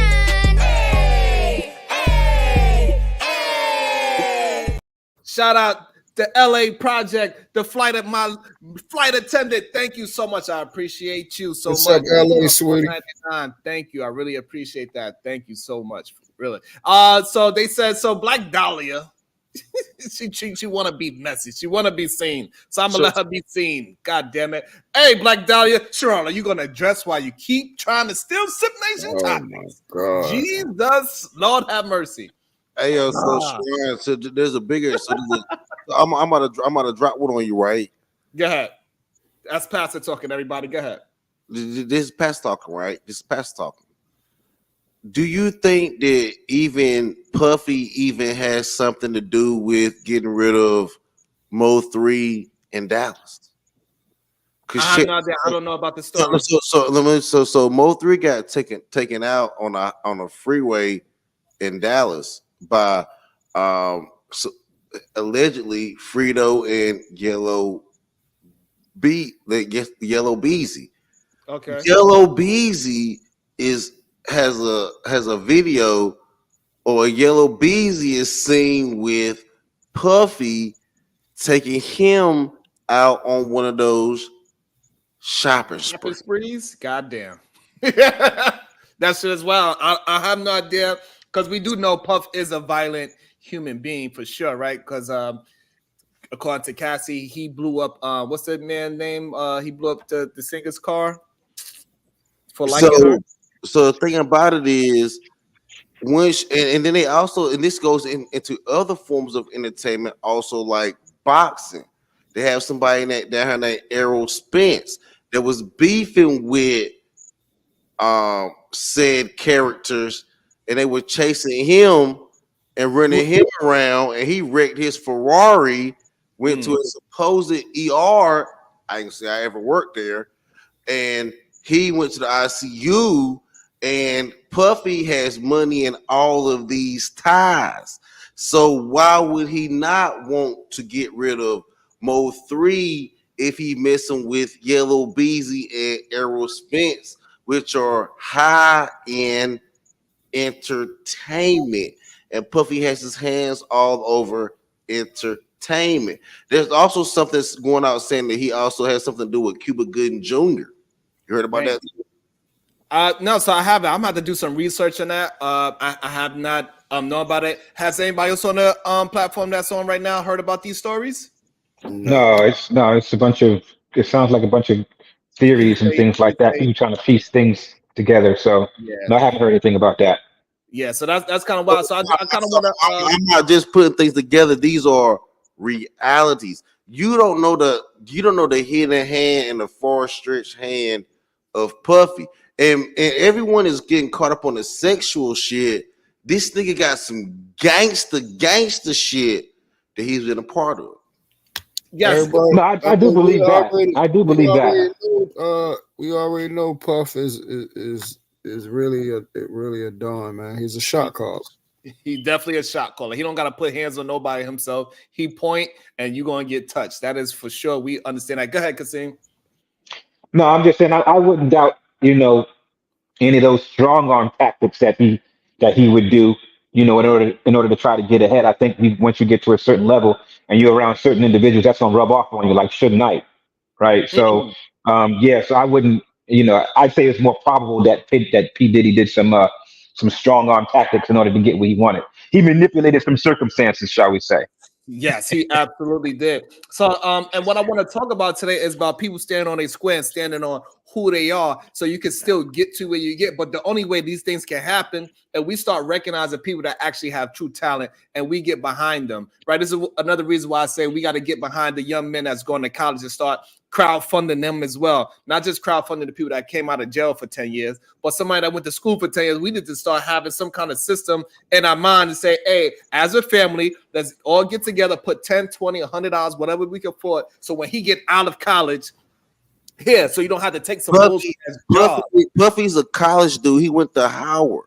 He went to HBCU. He went to Howard. I understand, but see, the problem with somebody like Puff is that he is taking advantage of young men that are in No. Public, and the reason why he could take advantage of somebody like Meek Mill in a desperate situation is because nobody's going to crowd fund his talent. So Puffy got the ability to be the crowd to his goddamn self. What the Howard shit got to do with anything? No. Puffy is a college student.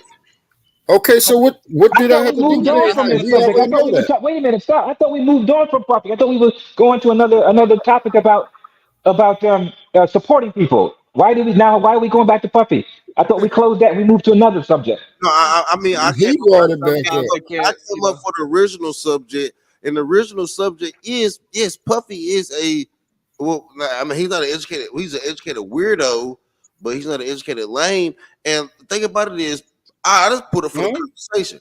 Puffy is a educated brother. Yes, he was. Okay, so how many times what we talking about right now, right, Pastor? Because I think you're just missing where the correlation came from. Like, we're not talking about him being educated or uneducated.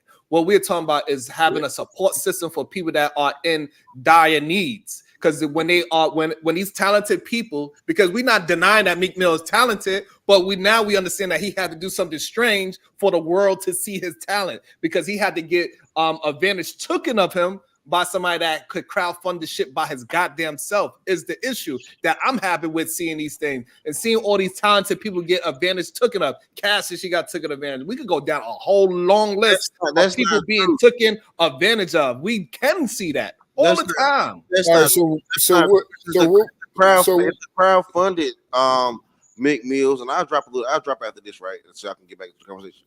But if the crowd literally funded Meek Mills, there's no way he would have from a battle rapper, street rapper to an industry rapper. The problem is the crowd did not fund him. The crowd loved this entertainment. So look, prime example. You are saying exactly what I'm saying, and I'm saying that. And what I'm saying, Pastor, what I'm saying is that we have to stop allowing this to happen to our talented human beings. We are putting them in positions where they're going to have to make a decision to get a job or pursue their talents. And that is like, look, prime example yourself, right? You say, send me $1, send me $2, and they don't do it. And that would, if you made $100 to $200 a day, you even in New York could live okay, right? Right, and I could keep producing. Correct. However, because black people do not even buy their own product, they just like it, and white people mainly buy the product. That's the reason why you see this stupid shit happening. And it's not, and let me tell you something. The Bible even talks about money becoming your God. And what happened is people don't believe in themselves, they don't believe in God, they don't even believe in the image of God, which is themselves. They don't believe in none of that. They believe in the fact that if they don't do this, they won't get this money because no one else recognizes their image, especially the people that look like them. Perfect. So, and that's why they always consider it selling your soul. And that's why they always comparing it to the devil, because, you know, Puffy got this big, he got the career dangling in front of you. He got the money dangling in front of you. Like, I can make this all happen with just a stroke of my pen. I sign the signature. Here's your $1 million. You won't have to pay me back triple and double, of course. But however, it will push you forward into the limelight. That's why we always consider it selling your soul, because you're not actually, like, he is not the actual devil. You're not actually selling your soul, but your soul is your morals and your stance and everything that you are, who you are as a being. You sell out, so to speak. Go ahead, Yeah, but Sharon, but how many people have, backslid, quote unquote, backslid out into the world and got their money and their jewels and stuff, and then guess what happened? They slid back into the graces of God, i.e., Mace. When Mace came out rapping, he got all this money, and then boom, he got all this money, he got a lifestyle he wanted, then boom, he converted, back and got into the religion, become a minister. There's so many people that do that they backslide into the world to gain the world's benefits, and then they slide back unto the graces of God because you're going to be forgiven for your sins, and now you have all this money to do more things with it. I think that happens a lot more than people say. So I don't judge people like that when they do things in order to try to get money, or when they say something things from scripture. No, but we do have to. We do got to try to create. I think we need to just have it more of a space where we can create it where they don't have to sacrifice themselves to show their talent. That is the issue that I have with it. So many people got to set, like Columbus Short getting a call 2 a.m. in the morning talking about I need a acting coach. You know damn well he ain't want to have no acting classes at 2 a.m. Go ahead, True. I see you want to have some thoughts. Go ahead, True. Yeah. So I mean, like a lot of times what we do when we had these conversations, we pile everything into like one bucket.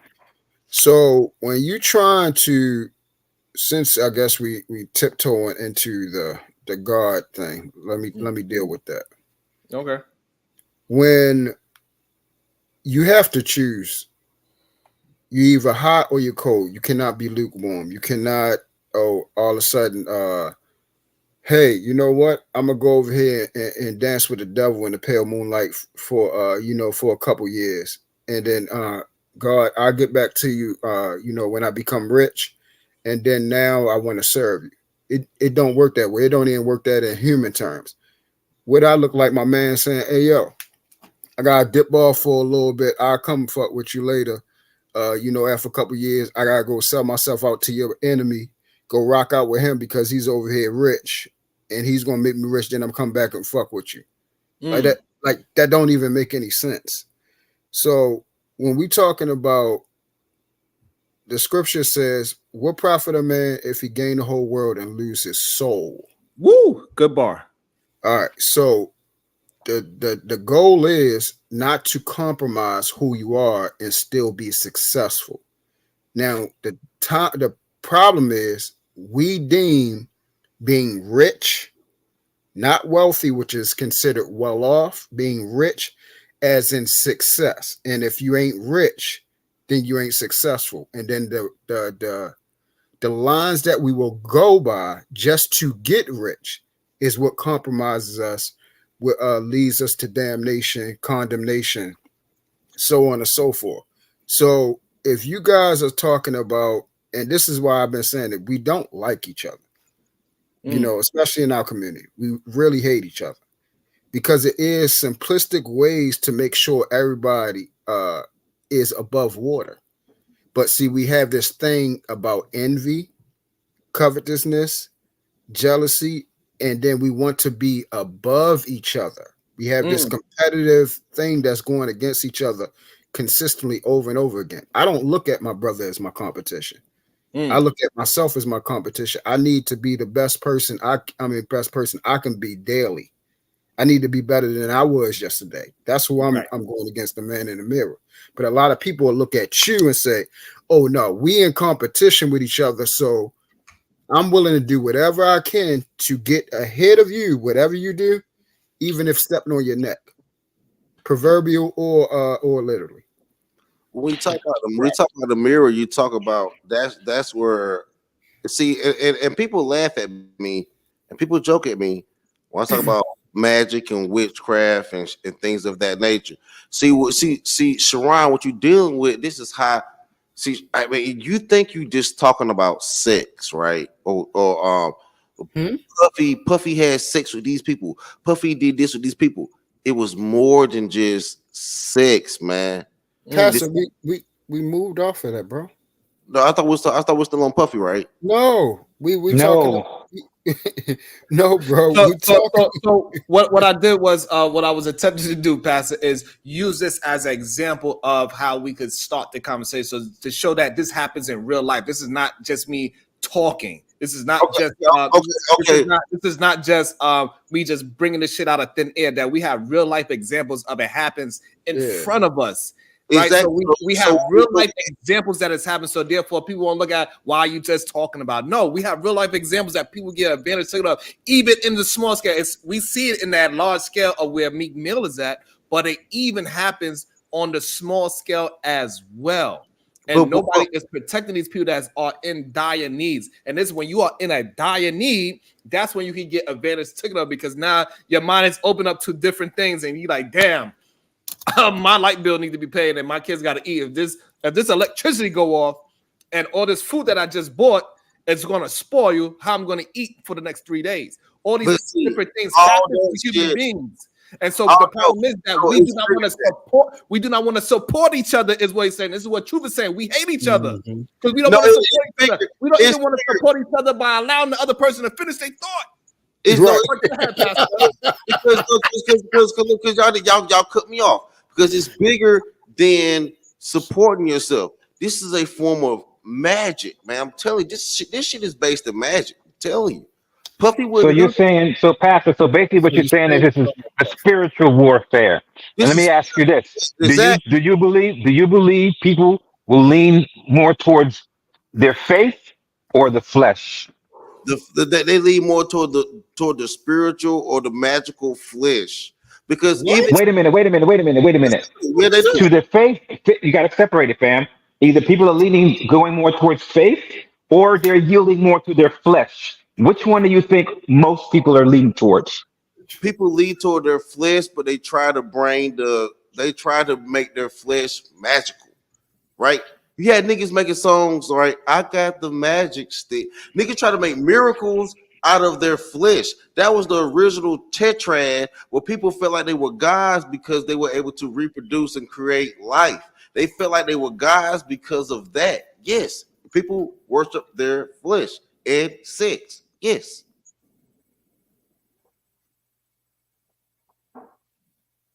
All right, you took it somewhere that I didn't think about. I didn't think about going. You know, when I made that.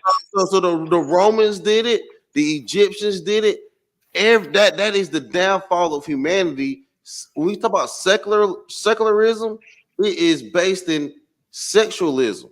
I'm telling you, I've studied this shit. I've looked at it. Yeah. So Pastor, let me ask you a question. So, like, try to even this out from what you see in the world as far as us helping each other, because that's where we're at. It's not a sexual thing. We're talking about actually being there for each other so that we do not have to compromise. That's what we're talking about. It's not about sex, it's about everything. Oh, nigga, there's certain things that shouldn't be happening. You have to cut off certain secularism for the world to be better. Like I'm telling you, certain things that we condone in this world should not be condoned, and we have to stop it. Okay. See, y'all are saying be spiritually or show grace or mercy towards certain behaviors, no matter what it is. Who said that? Hold on, Pastor. I need you to stick with what we are saying, because you are adding. It seems like you are adding. Yeah, man. It seems like you added things that happen on other panels, and you bringing it over here, because those words was not used on this panel today. No, I'm sticking to the panel today. You're saying, how do we work? You personally, Sharon, said, how do we work with Meek Mills and Puff Daddy no matter what happened? And what I'm telling you is, that's not, let me stop you there. So that I never said that. What I said is, how do when we have talented people that's in our spaces that we know are talented. Everybody knew Meek Mill was talented. This is not even a guessing game with certain people. We know who's talented and who is not.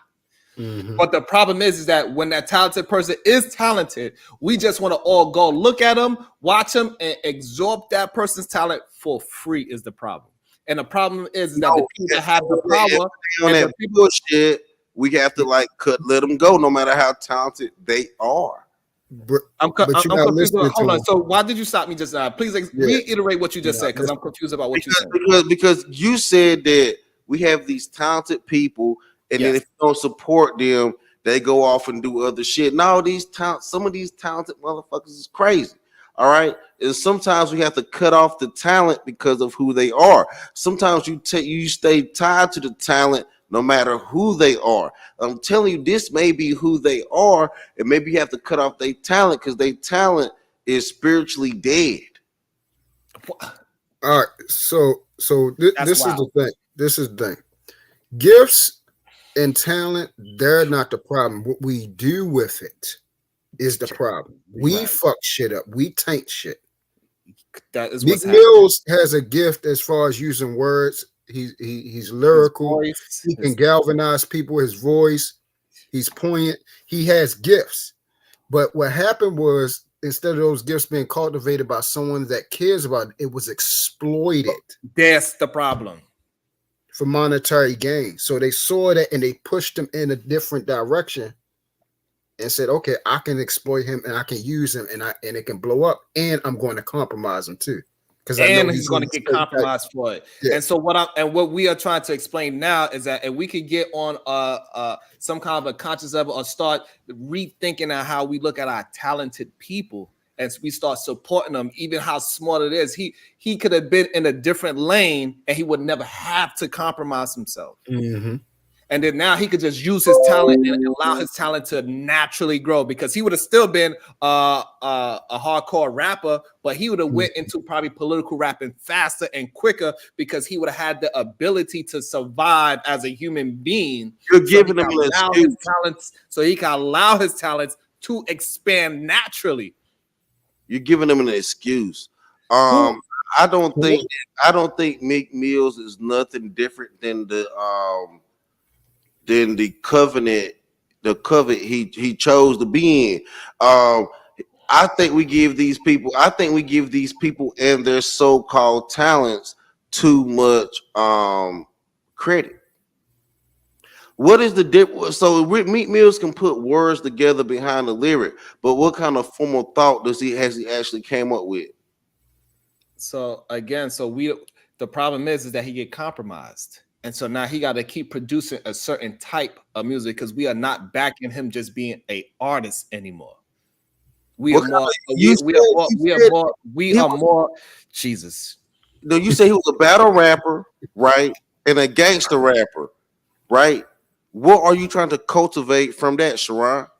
His own natural ability and his own natural talent. Allow that to naturally grow to where it needs to be, because people like him, if he was able to be crowdfunding, he could able be in his natural order of how he moves and how he thinks and how he sees the world, because he could see me and him could be on the same block on the same corner and he could put it in words and lyrics and over a beat where I can't do it, and that would touch the mass and he could change people's lives.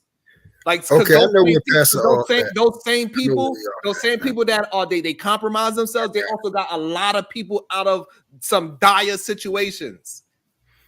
And, those people change their lives, but we need those people to do that without compromising themselves, because they have these choices all the time that they gotta like, damn, should I just keep on being poor and broke and never have a dent in society?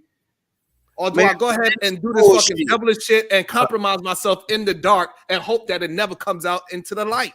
This is bullshit. DMX sold his soul to the devil. Don't harper on Meek Mills, bro. Like, okay, let's take him out of it because I see what's going on now. Okay, yeah, maybe that's what it is. He was using Meek Mills because we branched off from a subject. Yes. And then he was using it as the base of the conversation. It's about anybody that we all have gifts. We all have. What he's saying is a lot of us have been placed in a compromised situation where it could have went one way if they had the right person backing them, and it went another way. We have what's called enablers.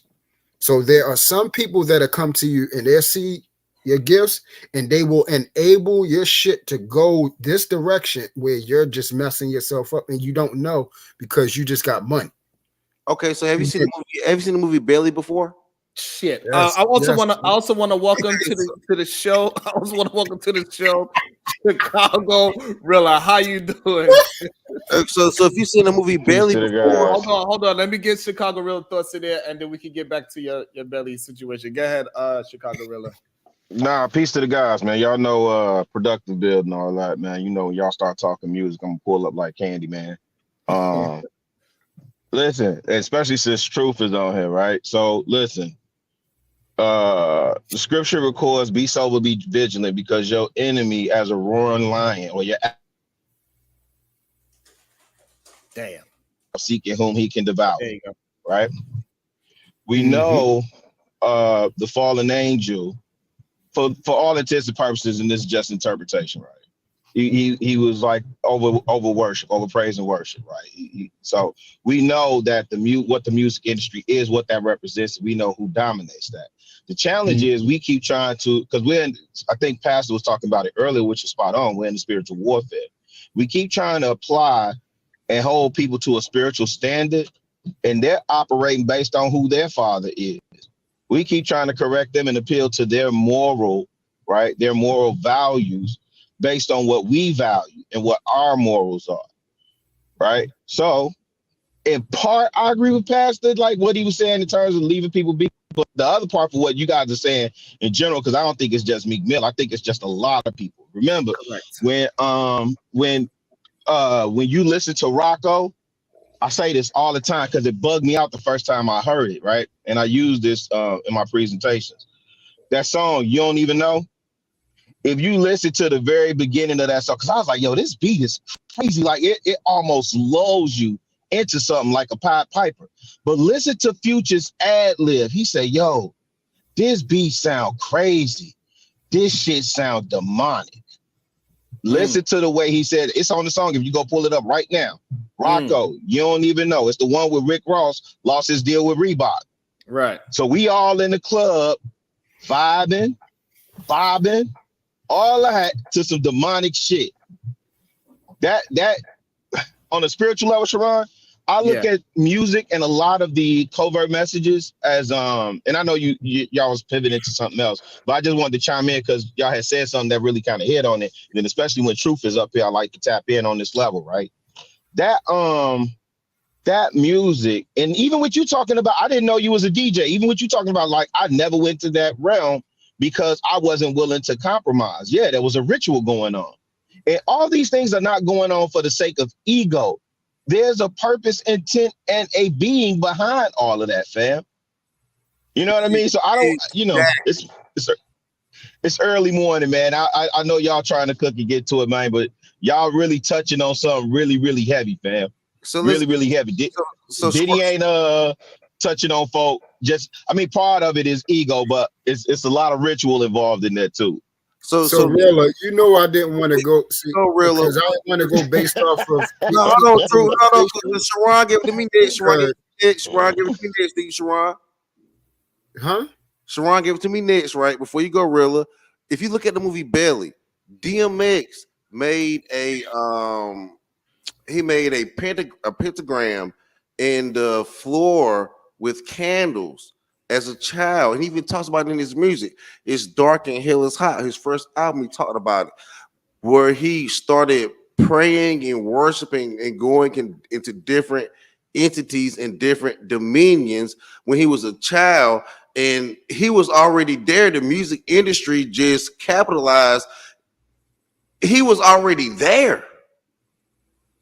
So when you say you tapping in these people are already there. Sharon, you don't know how dark of a childhood.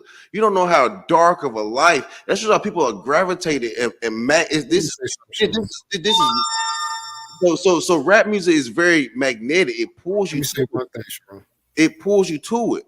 And there's a reason why. These people have been through very dark shit, and they will pull you into it. Go ahead, True. So we already know I'm the Christian up here, bro. I did not want to go into to keep it with the conversation at its foundation where Sharon was going. We already know what time. Well, I already know what time it is. That's all I deal with. That's my life. But for the sake of the conversation where he was going at, it wasn't really about good and evil thing. No. He was talking about people that are in our environment. Mm-hmm. When they have a talent, and we can see it, we know who the talented people. When you have children, you can see, oh yeah, that one's the talent, and this one is, they probably just gonna be in the books. You see what I'm saying? You can see it. So he's saying the people that have the talent, we do not back them in a positive way when they start out not innocent, but before they start destroying who they are. Yeah. Where they have a chance to catch it. You are thinking you are a savior and can catch it. What I'm telling you, True, is they have already tapped into an entity bigger than you. Who told you that? Well, let me speak to what True just said really quick. Hold on for a minute. Who told you that? How do you know they did that? You can see it. They're telling you see it after they fucked themselves up. You didn't see when they was 11, 10 years old. You don't know them. No, right. DMX is showing you. That's not okay, so Pastor, have you hold on, Pastor. So I get you. I'll put it to you like this, maybe because it seemed like you only can see it visually, right? You cannot see where the direction of the conversation is actually going. You only can see it visually. So visually, what's the Chicago real? What's the dude that is from? He's from Chicago. He's light skinned. He's a really good fucking rapper. He had to recently put on a skirt. Vic Mensa. Yes, Vic Mensa. Perfect. He is a very talented rapper, but he had for him to continue to move himself forward. He felt like he had to do something, put on a dress, put on lipstick, and push the mold of not who he actually is as a fucking artist. Wait, can I give a little bit of background on Vic? I'm just saying because I was gonna ask Pastor, like, show me the progression of DMX. And that Vic Mensa, I can show you that progression, and you spot on, Sharon, with the skirt piece, right? Because I first came to know Vic Mensa from Kids These Days, which was like a hybrid rock band. right? And Coach K managed them first. Okay, then Vic Mensa broke off, and he's a rapper. While I think the other bandmates, Peter Cottontail and Francis and the Lights, they producers, right? So they produce for Kanye. Okay, now Vic Mensa is hood, like his brother. When you hear him talk that gang stuff, we hear him talk Stone Love and all that other stuff. Like that's really him, right? Because really his brother. He was kept out of that stuff. They grew up around a lot of preppy kids. So now you got this hood adjacent, hood affiliated, family name, well respected. He's a spitter. He's talented. That dude could have went a number of ways. Matter of fact, him, Chance, and gosh almighty, I can't think of Tokyo Saba, all of them were all clicked up at one point, and they was making big waves in the Midwest and all this, that, and the third. Now, in order for Vic Mensa to get the situation with Rock Nation, right? Because that's his first full-length album came out on Rock Nation. What do we see, to Sharon's point? Vic Mensa in a skirt. There's a progression there. But true, I was going to say something to what you were saying, right? So again, for me, the music piece, I look at it like independent. In 2024, I can't really excuse anybody that's chasing fame, doing music, and you chasing fame because fame is not always attached to money, right? Now, just having this conversation over on Ray Channel where if you focus, let's say you got 3,000 followers and you focus on that core base, developing that core fan base of 10%, which would be 300, and you able to get them in at a subscription level, right? And I think the price point that was illustrated was like $40 monthly, $40 subscription level with 300 people gives you $12,000 a month. My point being is that, and that's just on, let's say if you miss releasing music or giving them exclusive content or whatever, right? The point being is people want the fame and the lights, and it's not that they don't get support. I think they do get support. I just think they want bigger, and they're not moving strategically. They're still relying on antiquated ways that the music business is operating still. No, So what they want is. I want to jump in right there because I think the problem is this. So it's like when a talented human being, right? They are operating, and they see the talent people, the people that's in a competition of talent, and then that's in a competition of promoting. And then they look at this person that's promoting, like he's just a good promoter. And we see, and you could clearly see as a talent level, this person is not at my level at creating. And that person is getting that $12,000 a month, and he's creating garbage. Clearly, everybody knows it's garbage. That weighs a heavy effect on the creative. That's the hard work. I see what you're saying. Yeah, that's the hard now work the part of creative it. person is looking at it, and so now the creative person is looking like, damn, I could do that shit easily. It don't even take me much to even create what he created. And then so now it goes down that slippery slope, and then eventually the talent is gone, and then now we got a bunch of degenerates. So this is the problem. Making any kind of content, whatever we want to call it, whether it's writing, movies, TV shows. Like this is the reason why we keep asking, where the fuck did our TV shows go? Where the fuck is the new Cosby Show? Where's the new Different World? Where are they? They on the internet. Where's the new Martin? Why we don't have they it? on YouTube. The reason, we can tell you, we know the reason why we don't have it no more. Because people want credit for the content. Let me tell you something. It's not even not the reason. That is not the reason. It ain't the credit. It ain't the credit. They want more than the credit. They want to also be able. They definitely want more than credit. They also want to be able to live. The problem is the people that's doing all the righteous things. Y'all want them to be fucking broke. And everybody that do all the fucked up that's shit, a good point. That's a good fucking point. Money. You're right. That's a good point, Sharon. Because every content. That's a good point, Sharon. Every content. Look, even though I gave that point, look, Pastor's gonna go skate right past that part. No, that's a good point. The people want the righteous folk to be. You right. You spot on right on that. I ain't gonna hold you up. You damn right. I'm gonna skip past that point because you want credit. You're a good person. Just keep working for free. This is what I was trying to say earlier. You doing it? I'm listening to you, True. You want credit for your art. What you saying?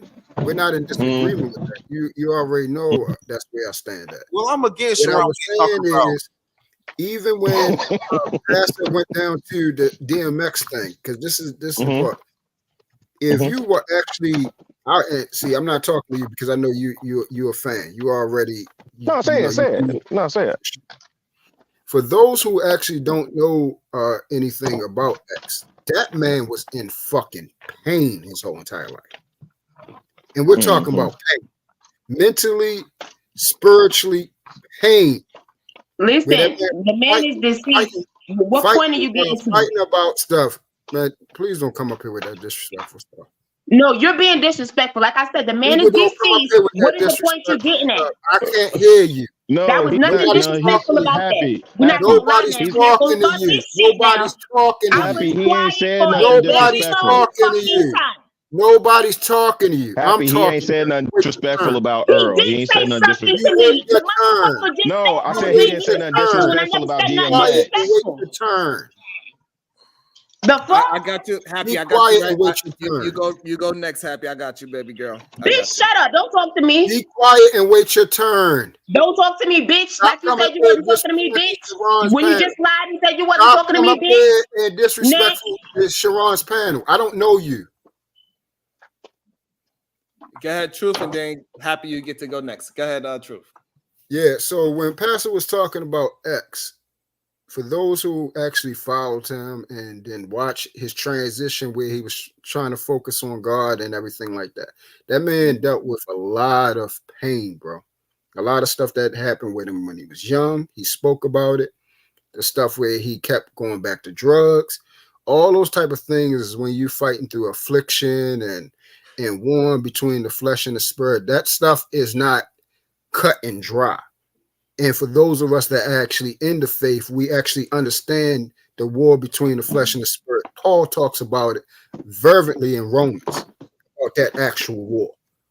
The things that I do that I wish I didn't do, I still do them.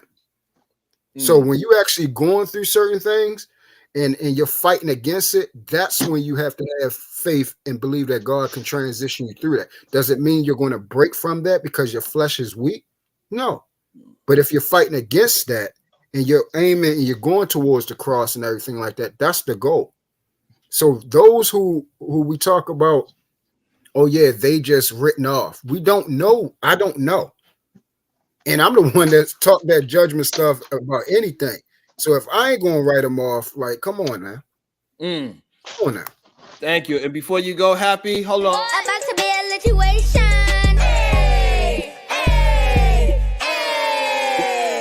Shout out to Brownsville, New York. Peace and love to the queens at Simp Nation. Shout out to Brownsville, New York. Truth speaks facts. Peace and love. Otis Who? Podcast. He said, let's keep building. And we also got Barry White, end of leap year 24, Black History Month with a bang. Go ahead, Happy. Let me hear your thoughts, Happy. Happy. Listen, no, I mean, because look, again, I was just trying to see what the fucking point was to the guy that was just talking or whatever the fuck, right? Before he lied and said I was disrespecting him. I'm a chill, but listen, I don't like speaking about the dead like that. Like, I was just trying to get to the point. Like, you want to go to the beginning of his damn life story and shit. That's all unnecessary, my guy. That's all I was trying to say. Like, that's my family, and I don't play about people speaking about my fucking family. So if you feel a type of way, I don't give a fuck. Because if I'm around with anybody speaking on my family, I'm going to speak the fuck up. I'm not done talking, but I see somebody jumping in. Oh, what happened? What happened? I thought he was talking. That was me. I thought Happy was talking, sir. The fuck you jumping in for? With your disrespectful ass. Oh, but you have so much to fucking say, bitch. Next. I don't understand. Like the whole bitch. Again, like I fucking said, I was trying to see what the fucking point was. Because you're not about to go through nobody's life story up here, so because you don't really know, ho. No. And you're not about to do that. The fuck was all I was trying to say, bitch. Hold on. Damn, Happy. All right, Happy. All right. Oh shit! Actually, that was me, not Truth, that brought up DMX. Don't say nothing. And I wasn't trying to build no graveyard dirt and like no graveyard dirt. No, you weren't even talking. You weren't even the one that was talking. Excuse me. Listen. See what I'm talking about? Because when a nigga started talking with if for those you don't know this, because I was trying to see like what was the point? Like we're not about to go through all of this. I'm Like making my get to a point. point, like get to the point. If you And don't know then what I'm come to talking find out about, the you point ain't was you could have nobody. used any fucking body. You didn't have to use Earl, you could have used any fucking I body. use what I For that want to. fucking stupid ass I point. use But what I that's want neither to. here nor there. I You use already what said I what want the fuck to. you said. I Now use let's what I move want on. to. I use what I Now want let's to. move the fuck I on. do what I want. Now let's move the fuck on. I All does right. what I want. So what I'm let's saying keep is, let's keep the Fuck You it. should conversation. have I don't been give a move fuck. on. You should have You been did it, move you on. did it, and Happy, that, Yeah, and that's I all do I want what I to say want about to. that. so what happy, I'm saying is, Thank you, we Sharon. happy. Yes, I got you, babe. We're gonna That attempt so, to so, dog. move so what on. I'm saying is, outside of that in particular person, if a person is in literal spiritual affliction and they may choose to stay there because of the gifts of this world, I don't know, man. Like we keep trying to like make these artists speak for the average human being when the average human being and the artist don't technically have the same situation. It's not the same, and it's very Well, similar. It's very similar though. Pastor, the only pushback I would say is the reason why these artists are typically used is because of what they create that does connect with the average human being, Correct. right? So it Correct. makes you feel like you're connected in that way, right? DMX, his conflict resonates with it. I mean, including me, like that conflict, and I don't want to use him specifically. I really want to get back to the point where Truth pivoted to. Like I got better understanding once you said what the conversation was about initially. But yeah, these artists, one of the reasons why they're so successful and what we gotta stop, I agree, stop bashing them about in a sense, their music is connected with somebody, right? Because our currency, the culture is our currency, and I'm saying it's Black Americans. Black Americans' currency in this earth, and you can challenge it however you want to challenge it, but it is the culture, the hip hop culture, all four elements, 5 if you KRS-One. Okay. Now, with that said, we connect with our artists on a different level and validate them, but we don't consume or purchase or monetize their music. We don't validate them in that way. But once we stamp the cool on it, it's out of there, right?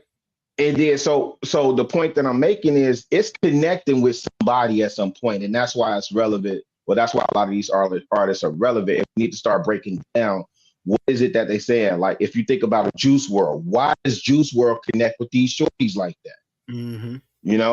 That was why does Uzi Vert? Hey Sharon, true. Somebody broke down me. I never knew this. They said say Lil Uzi Vert, and then they challenged me to say it like 3 times fast, and it came. Because even Triple Extension, I never knew that. What they understood is what they understood is something that I've been dibbling and dabbling in is amplitude and frequencies. They learn how to get into like people's minds with amplitude. Man, let me tell you, they dibbling and dabbling in some dark shit, nigga. Don't think these artists. I don't know that was intentional. I don't know that was intentional, Pastor. But I hear you. I agree with you. When you talk about that frequency, I agree with you. I just don't think they did that intentionally. Go ahead. My bad. I wasn't trying to cut you off. I was agreeing. And this is what I'm getting into, Pastor, saying that so when these talented people they see what is selling and making money, they are going to emulate that as well because they have talent. Yep. And they don't want their talent to go unseen. That is the issue that I have with it. Because once you see it, it's very difficult to stay on this goddamn not messy road, right? Where y'all say, hey, we don't want to see all this mess all the goddamn time. But guess what y'all do? That's where you make the money at. So how the fuck somebody that is talented is going to stay straight and now and never be messy? When we see men that the ones that blow up is the ones that only talk bad about black women, and then I say we don't got no space. And then when you create a space where it's safe for black women, those places don't get no support. When you do it for the black man, when we see get out of there, Sharon. Get out of there, Sharon. This is crazy. You want to talk about this black women shit? Hold on, Pastor. Let me understand this. Hold on, Pastor. What was I saying that you felt like that you had to interrupt? Please tell me what. Because they figured out how to tap into. No, that's not what I'm asking you. When I was talking just now, you feel like you had to interrupt. You feel like you had to interrupt, right? So what was I was saying that frequency ain't hitting. When I was talking, no, listen to the question. Okay, what do you think I'm going to ask you? Because clearly you understand. You could read the future. What was I going to ask you? I've tapped into the frequencies, nigga. So therefore, I already know what right. So with that frequency you tapping into, explain to me what I was just about to ask you. You about to sit here and ask me about why did I need to interrupt you to get this point through, and what was so important, and why I need to jump ahead of it.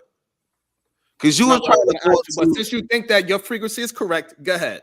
No, my frequency is lower, nigga. Because the lower frequencies always drive a stronger magnetic than a higher frequency.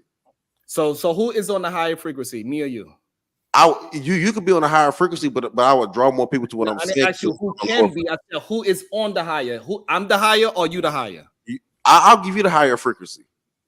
And so why? So if I'm the higher frequency, why did you stop the higher frequency? Because higher frequencies end up being out of people's ear, out of people's hearing. Lower. So therefore, you are saying that I need to address people's lowest frequency. Is what you're saying? Exactly. That's just why that shit. That is the fucking problem. Y'all just said it. Y'all just said it. And that's why we are talking. People want us to stay in the low frequency. Y'all don't want to support anything higher. Soon as you deemed it a higher frequency, that's when you wanted to interrupt it. That because is the y'all problem. even said it. We have to stop that. If you see something moving in a positive direction, support that positive and productive. Let me change that word because somebody that has productivity told me that, hey, maybe we should use a different word. And yes, that sounds like a better word. So when we are hearing productive things happen, why do we want to bring it back down to a lower level is the problem. We need to promote people that is moving and progressive. Yes, we still love our ignorant shit as well. But we can also uplift the productivity to the same level as the ignorant shit. Why we cannot have both? Why you want to keep us down at one level? We are multifaceted. Sometimes we want to laugh, sometimes we want to fucking cry, and sometimes we want to fucking build. Let's keep them all at the same level. Stop keeping us at one frequency all the fucking time. Amen. I want to welcome Sharon, to the show, PhD. When you Good morning, y'all. Good day, D. Good morning, PhD. Happy. So oh shit, I'm going on mute. You know what? Stop it. No, I just came up. Top of the PhD, top of it. How you doing, baby? It was funny to me that Pastor was saying like he would draw more ears, but he over here on your show. And he comes over here on your show like regularly, right? So if you can draw more ears, then you can do that wherever you at. Cause he had a channel. I can't. I can't. I don't even go live that often. I don't have a daily channel. Yeah, but you could if you whatever you're saying is gonna draw more ears, such that you got to cut everybody off because it wasn't just Sharon. You've been cutting everybody off for whatever reason. You think what you have to say is more important than what other people have. It's not like you right now. It's not though. If you had something to say so important, you would come here and say something more important than address what I've already said. Yeah, I'm addressing. Well, obviously, what you have to say is not even you do that it all important. the time. Right? What you have to say is something that I've already said. You have a rebuttal. You have a rebuttal to my thoughts rather than your own thoughts. So apparently, what I said was very important. You were the one who made that assertion, not me, sir. Right? No, you're one. You're showing that behavior by addressing me. And not Pastor, you're an idiot. Okay, it's cheaper for somebody to just tell you. You're a fucking idiot. Okay, that's all I really do. Cool, and you're Pastor, you handling Eva all wrong. Pastor, you handling her wrong. Don't get mad at me, nigga. I'm here telling the truth. If somebody else should have told you this. No, how smart did that make you feel to me? I was. I had to use the pastor.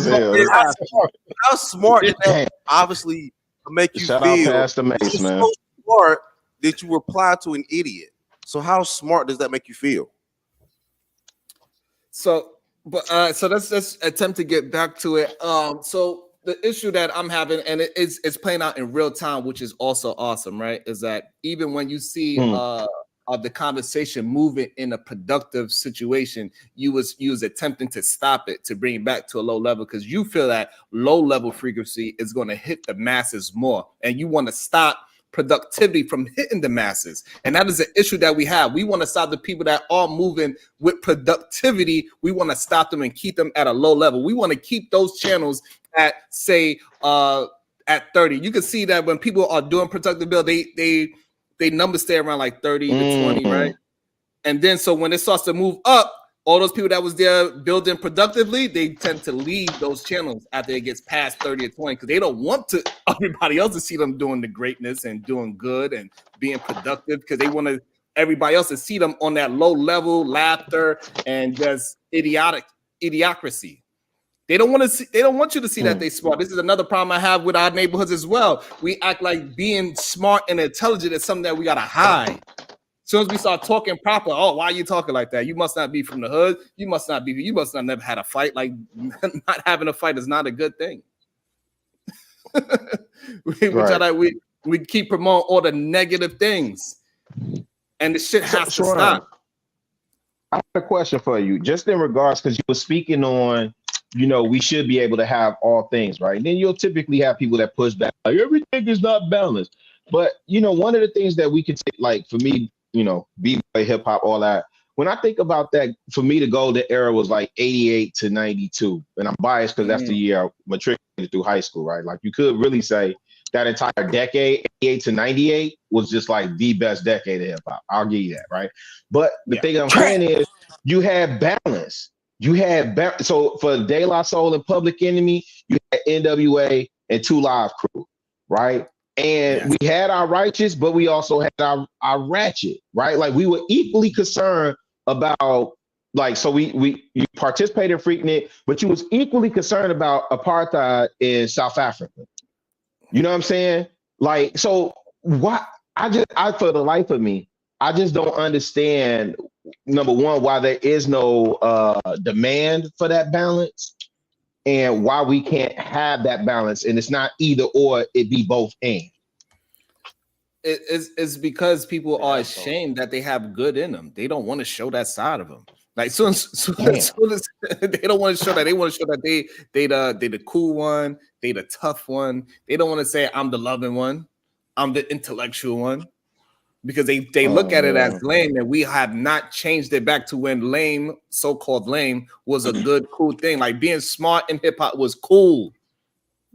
Mos Def was cool at one point. Shit, Rakim.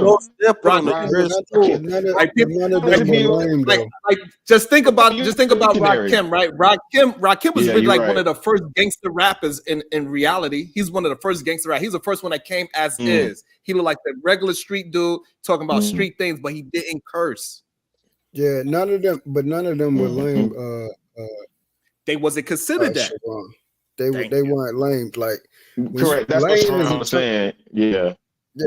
Lame is actually it's like when your arm is cut off. Like you have no use for that shit. It's just a nub.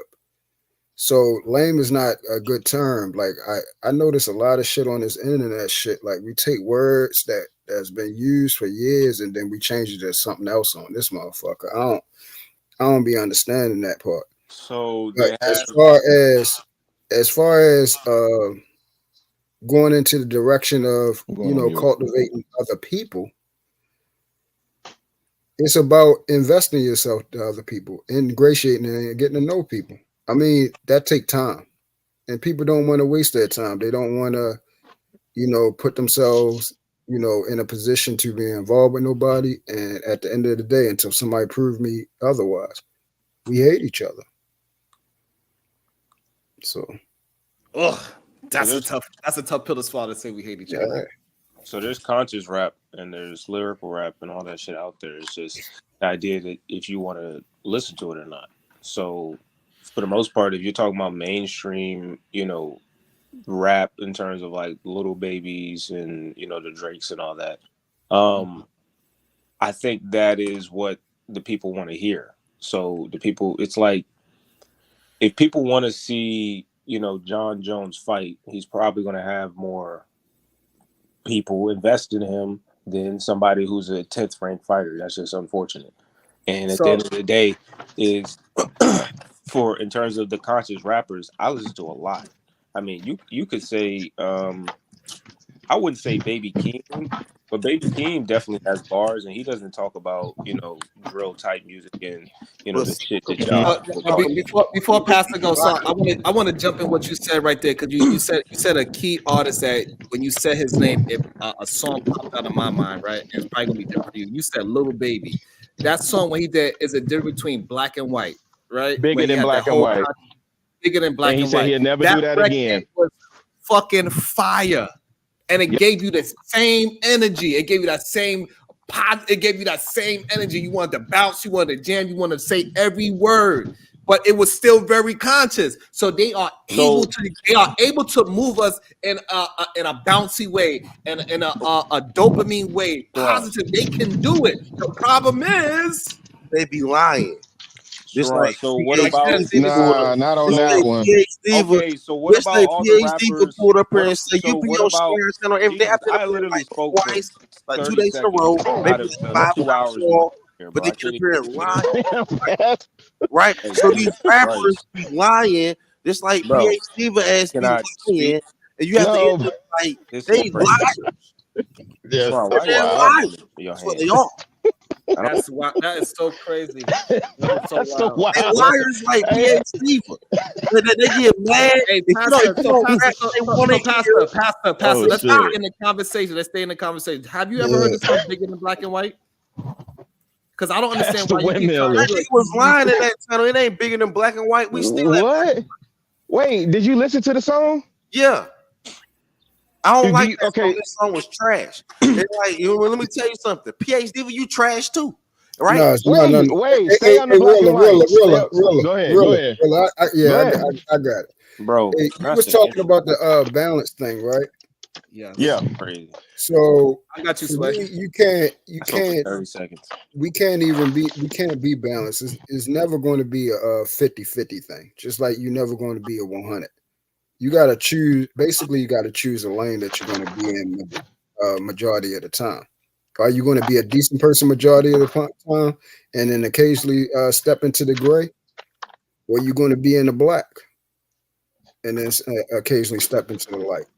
But it's never going to be where we keep saying like balance. Like people keep trying to focus on something that you will never get to that even kill.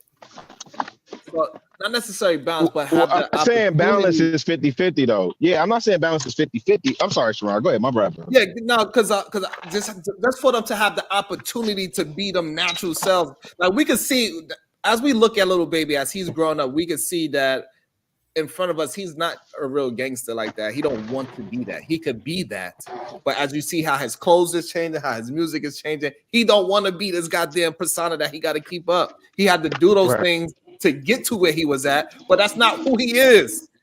Why it's you not. think that? Huh? None of them are. That's not who they are.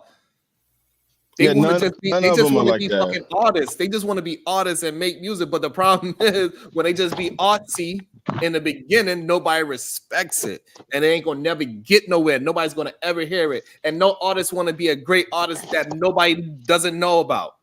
That's the conundrum that artists always deal with. You're gonna make great content, whatever that is, and it's only gonna be for you and your 12 people. Or you make this shit that's going to be for everybody, and you be able to survive and live and be who you are as a content creator as well, whatever that content is, whether it's writing, directing, music, so on and so forth. Let me say something to what Sway was saying earlier, because I've heard this for years, right? And I know, like, again,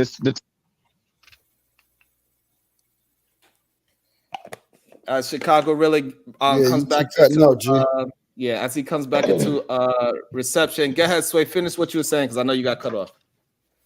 Bro, I don't even know, man. At this point, I mean, at the end of the day, I think there's balance. Even up to I would say like 7 years ago, J. Cole and Kendrick were running the game, and they're not mumble rappers or SoundCloud rappers or trap rappers or drill rappers and none of that. So, I mean, I don't know. I just listen to music differently. So Sway, J. what you Cole were is saying still earlier, that. He's always going to be that. What Sway was saying earlier about what the people, this is what the people want to listen to, right? Again, we're programmed to listen to We're programmed and conditioned. This is not, by and large, my opinion, what people want to listen to, right? By and large, people manipulate. Okay, listen, we are programmed. When you look at, think about this space and how this space has evolved and where people go to and where the numbers are. People are conditioned to gravitate towards certain, like Pastor was talking about, frequencies, right? People are conditioned because you appeal to their lower nature. And I don't want to go super By deep on it, choice, though, right? but I hear this all the time that this is what. Listen, I hear this all the time that this is what people want to listen to. Now, guess what? Your decision makers who greenlight these projects that get played on the radio or get pushed in these commercials or get put out there in front of people, go check their playlist and see what they listening to. They're not even listening to the artists, or they're letting their kids listen to the artists that they pushing out in front of y'all. Right. Right? It's a formula to it. It's not just a person here, Duh Baby. I ain't gonna say Lil Baby, Duh Baby. They say, oh man, that's a bot. Let me rock with that or this, that, or third, wooty woo. No, that song we talk about the same thing. The song get played a million times, it's in your face a million times. Then all of a sudden I like that song. How many of y'all can sing bar for bar a chorus from Ja Rule? And I don't know nobody that really like Ja Rule like that, but I don't like him, and I can sing that shit. Never did, and still could sing a chorus. He's absolutely right. I totally agree with you. And That's how it is. for that shit. Yeah, so like for I'm the same example, way. for example, when we starting to hear these Christian rappers and they starting to have these trap beats, you know what we gonna say? I don't want to hear no Christian rap to no trap beat. Instead of letting the fucking artist be a fucking artist. Let the artist be a fucking artist. If it's a good bop, let's listen to the words. But we want to make. That go back into your relevance. God damn it, Pastor! Every time I'm fucking cooking up something, you want to interrupt with your negativity. Wait your time to say your negativity. You're getting your opportunity to say your negativity because you want to stay in this low vibration. Cool. You want the other people. You think that it is boring for us to build together. That is your ideology. I get it. But you're going to have to wait your turn to push in your negativity. You're going to have to wait your turn. So like what I was saying before. So we have people that use these goddamn trap beats and they can rap with Christian. They can rap with positivity. But y'all don't want to accept it. Y'all don't. Y'all want to keep people in this low vibrational system. I have to raise my fucking voice just for you to be quiet. Now you can talk and bring in your negativity. Go ahead, sir. I'm about to be a complete doomer. Fuck. Can I go? I'm about to go doom, nigga. I'm about to go full doom squad, right? So this whole, you cannot start Christian rap from a low frequency. Nigga, what are you talking about? You make it. You want to jump in right there, Pastor? You want a nigga to start hearing some I nigga ready to ride on the nigga type shit, and then think about God, nigga, because some words. So again, see, you are turning everybody say stop. Makes me clap my hands. Hold on, Happy. Y'all remember Kirk Franklin? Hold on, Happy. So here's the thing. So what I said was a trap style beat that doom doom that gives you that energy that it gives, right? And now somebody is rapping strongly and they talking about Christianity. They talking about positivity. You cannot say that reggae is low vibrational, but you are associated with it because you yourself do not want that good positivity, productive music to be up there. Because once it gets up there, now all of a sudden you're gonna look at it as negative. It's kind of what Chicago Real is saying. So if they was to keep pushing good sounding music that is positivity, we will all love that shit the same fucking way as the negativity. We are programmed to say only I want to hear negativity. No, you cannot put good seeds in bad soil. There's no damn way. Okay, you said I could go next after him, Hold right? on. Okay, so that is good. That is good. So here's the thing: the soil is not poison. The soil only grows the seed that you put in it. So it doesn't matter if you put poison. If you put a poisonous tree seed in the ground, it's going to grow poison trees. If you put a goddamn orange in the goddamn soil, it's going to produce a goddamn orange. The soil is not poison. It's the fucking seed. Sure, it's going to give you. That's why being a farmer is a perfect example of life.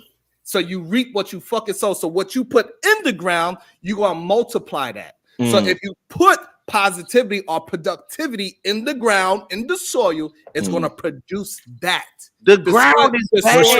The soil is not tainted. That Sharon, is the a soil problem. can That be is your the soil can your be frame of thinking. But your frame of thinking is wrong. The soil, again, once I'm gonna make sure I say this again, the soil is not tainted. It's what you put in the soil. That's what you want to multiply. So Every if you seed wanna produces after its own kind. yeah, Right. but that's the soil itself can be bad too, bro. Farmers know this too. You can't plant anything in a certain type of soil. So where with, because I'm well versed on the Is it Christian my go rap now? side. Where is the, I'm sorry, Happy. I just got a quick question, Happy. Where is the, like you saying Christians, and so I put in the back chat, Christian rap has been around for 40 plus years. Plus 40 plus years. There's a bunch of dope rappers out. I just put the ones I could think of off the top of my head in the back chat, right?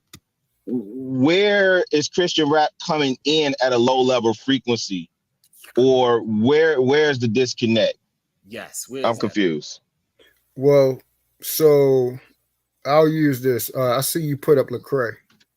Yes. And if you look at his story, because I used to be fond of him, but he didn't let the world get into his tail. Even he had to come out and write a book about what had happened to him and stuff like that. I'm not gonna go all into that, but it goes along how once you start dabbling into the world and trying to bring that into the spirit, it convolutes a lot of different things.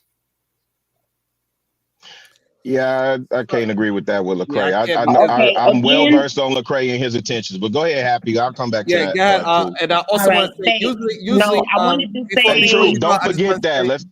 I want to say one more thing before Happy go is that usually bad soil doesn't create any kind of plants. But go ahead, Happy. Exact 100. That's what I'm about to say. Go ahead, Happy. Nothing I'm will grow. sorry, Happy, but go ahead, Happy. Nothing. okay, the first part of it before Pastor went again, I wanted to say I agreed with what Chicago really was saying, because my thing is like, I don't even listen to the radio because I don't care what new stuff they got playing or who's singing it, writing it, or any of that stuff. I just simply don't even listen to it. I don't have the apps. I know they come with the phones. I delete those because I don't plan on turning on Pandora and starting a channel where other music could come in at any time. You know what I mean? So that's something I feel like we can do better if we don't want to hear it. It's not like it's something you necessarily have to have or be around per se. I feel like when you're living in your truth, then I mean, you move accordingly. And then after he was talking, the last part of it, I feel like, to what you were saying about the seed, I understood what you were saying. As far as like, if you're not thinking negatively at the end of the day, that shouldn't be your first. That shouldn't be the first thing in your mind. You get what I'm saying? Because it's what you want. You expect an outcome, then that's what you should be sowing. You get what I'm saying? Because they say you reap yourself. So I understood what you were saying, Sharon, when you said it. So Thank you, Happy. Hold on, Pastor. I also want to welcome to the show Christopher J. What's your thoughts? And then we're gonna go with Pastor. Go ahead, Christopher J. What's your thoughts? Can anybody biblically support what the hell they're talking about? I can. Since the answer is no, I want people to really go back and really think about what they're saying about Christian raps, where it comes from, how we're using trap beats, and how it could poison the mind, the soul, and that type of nonsense. Would you knock it off?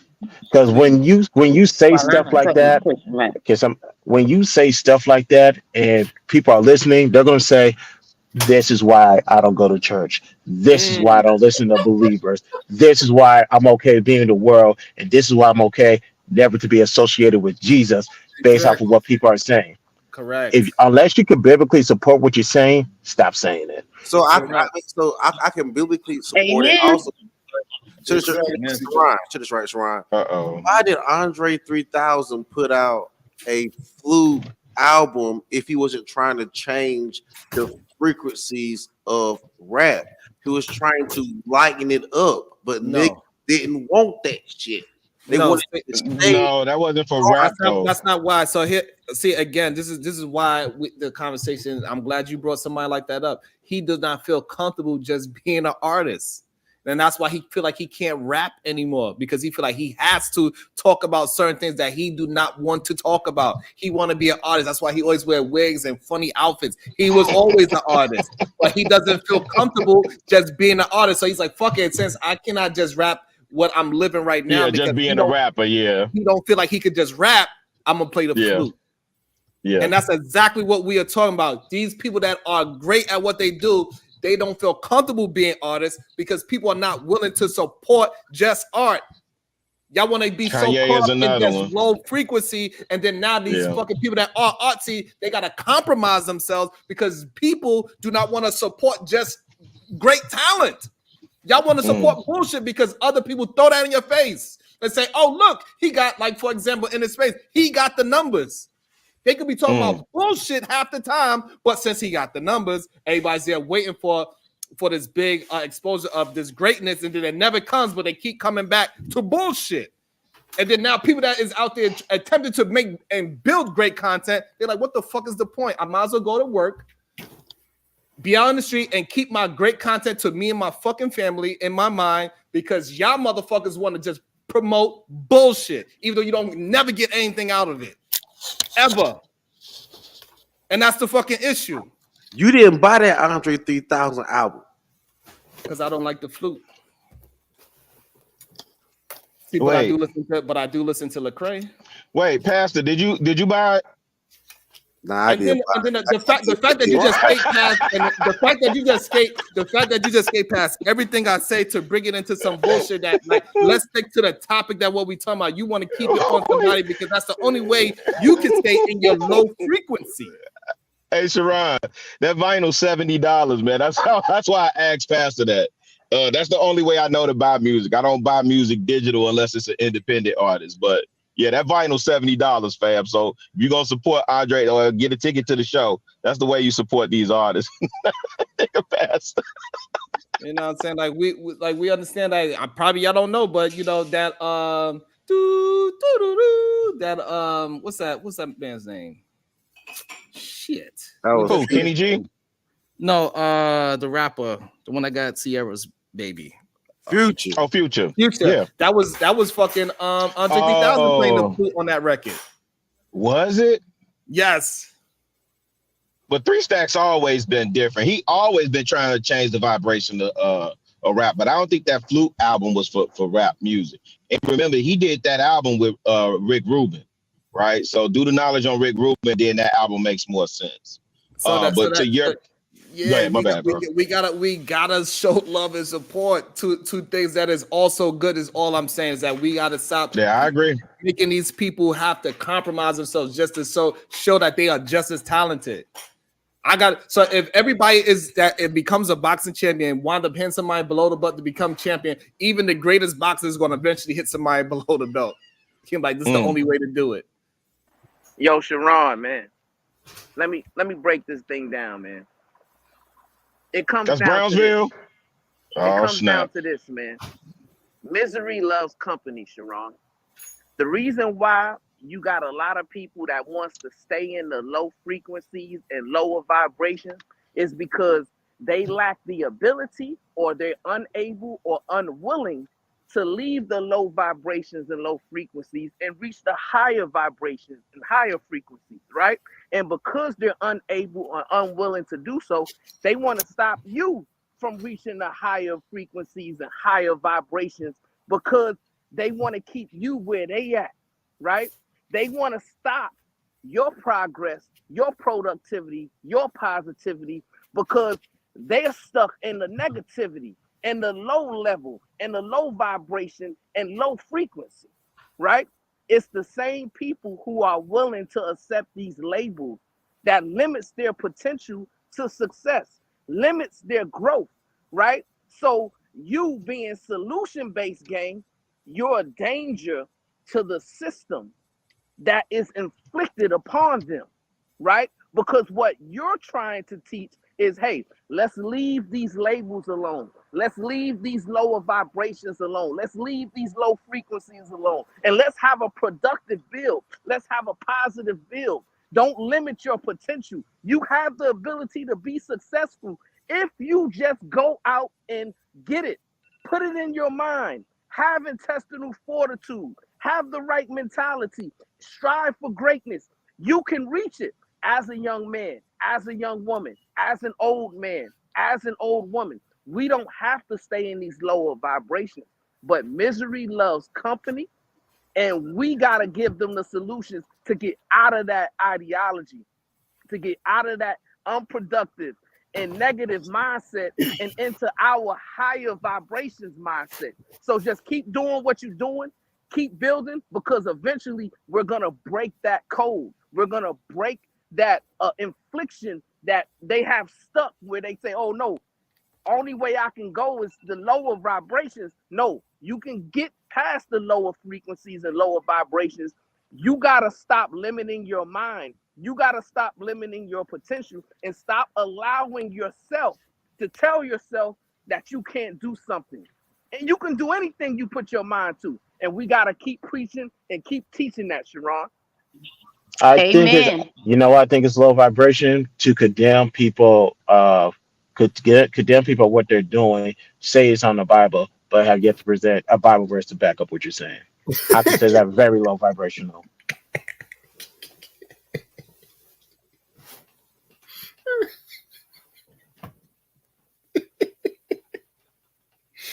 I love CJ, man. Nah, I'm here today. Y'all could have had the conversation if y'all left the Bible out of it. I say it every time, but for some reason, they want to throw that. Keep the Bible in there. You ain't the boss so, of me. CJ, who's talking about the Bible? Keep the Bible in there. I want you guys, digital, physical. I want y'all to think I don't have a Bible on me, because if y'all say this is what God say, if y'all say it's on the Bible, I want the verse so I can look it up, research it myself, study it, and give you credit or condemn you for it. I'm here. So CJ, we wrestle not. Yes, sir. Outside, backyard. I'm here. I'm with it.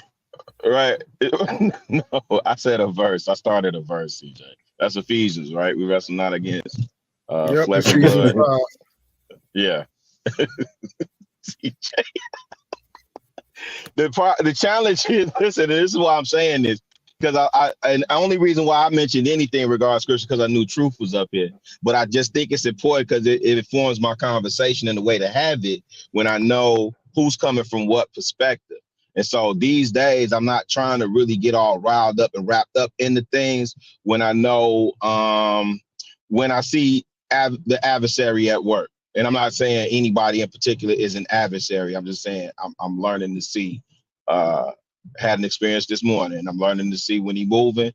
I gotta, bob and weave accordingly. So when we having this conversation around music, we gotta understand the foundation, and especially in particular, we talking about something like Christian hip hop. Hey man, ain't nobody finna tell me Lecrae with that church clothes 1, 2, 3, and 4 ain't knocking in any hood. Can't nobody tell me about what I experienced when I went into a club when I was traveling with Canton Jones and seeing him turn the club right side up multiple times. Hey, right? Sharon. So go ahead, True. My bad.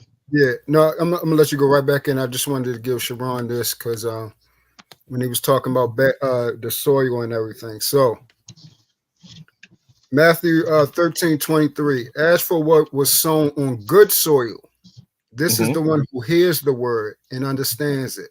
He indeed bears fruit and yields.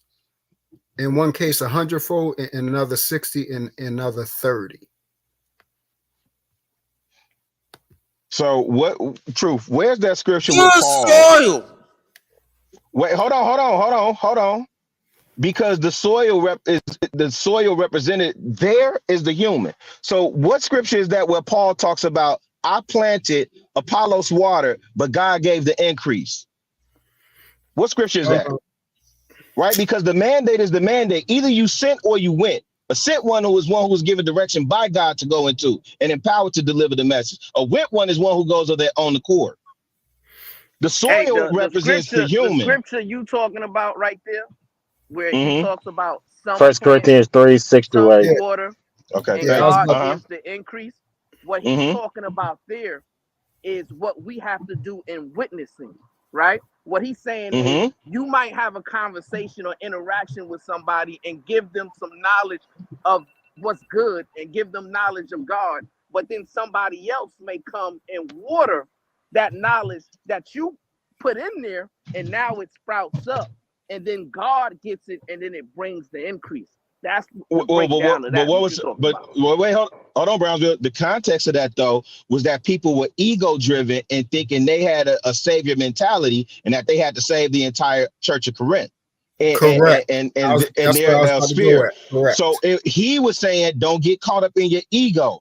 I planted, Apollos watered, meaning we worked hand in hand. So neither one of us could take full credit, but it's God who gives the increase. And the point being, and the point that I'm making is that, well, I don't want to go super biblical. What you're saying? I'll make it. I'll I make know it simple. Chris. I'll make it. I'll make it simple. No, keep going. Keep going. Finish that. All right, my bad. Floor yours, my brother. No. All I'm saying is the mandate is for us. If you were sent one, right? The mandate is the man way for you to go and preach to all men. Right now, you don't cast your pearls among swine. You're cautious about where you invest your time and deliver the message. You make sure you hearing the voice of God, right? But the mandate is the mandate regardless. That's my point. So if it's in the form of Christian rap, remember Paul talked about becoming all things to all men, that by such he might reach some. Is that in Romans? This is me rusty with Bible, right? This is me rusty, right?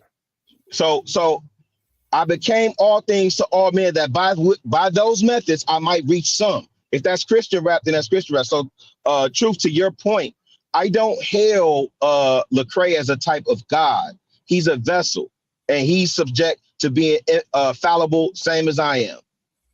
Right. And the things that he needs to be called out on, absolutely. And I think that brother's been called out quite a few times. And I don't wave the biggest banner for him, but I do understand the purpose and what he's doing, because listen, at these Grammy parties that he has access to, at these events that he has access to behind the music scene and all that other stuff, do they not deserve to hear the gospel of God preached to them either? Should D1 be quiet? I'm about to should give D1 be quiet? I'm about to give it to you, Willie. So this is how because this is how that's it is. the If whole you go to purpose the right there. gospel, Amen. if you go to the I'm going on gospel, mute. right? You go to the gospel and you look what Jesus was doing. When he got around in a certain environment, he did not do the things of the environment that he was in. He was around the drunkards, he's around the drug addicts, he was around the sinners and all that, but he did not participate in that sin. That's the caveat. The individuals that you're talking about, they participated in that sin when they were sent there to deliver them. The individuals that were okay. So the But that individuals wasn't that his we're question, talking though. His about question also was, I'm not talking to did you, those sweetie. I'm sinners talking to not Rilla. need to hear the word You of God? understand what I'm saying? I'm talking to That's Rilla. what I he do, said. true, That was but the what I'm question saying he is asked though. okay, so then it becomes true. Do they? Because again, we're not supposed to hold them as infallible. You're supposed to critique them. You're supposed to criticize them and hold them to account based on the mandate, right? That's fair, right? But do they not deserve the same grace? Are we supposed to tell them to sit down forever and I can't hear nothing you said? No, listen to what I just said. Listen exactly what I said. Lecrae is supposed to be Christ-like. Okay. And what does that mean? Break that down. That's what the Christian term means. Okay, so when he break it goes down. into an environment, so if I go into an environment, let's say I'm dealing with somebody that has an alcohol problem, I'm not going into that environment and drinking with them, which then creates a stumbling block for them to make it think that what they are doing is okay. My job is to point them in a different direction, give them something different to look at. You do not participate in the sin with a sinner.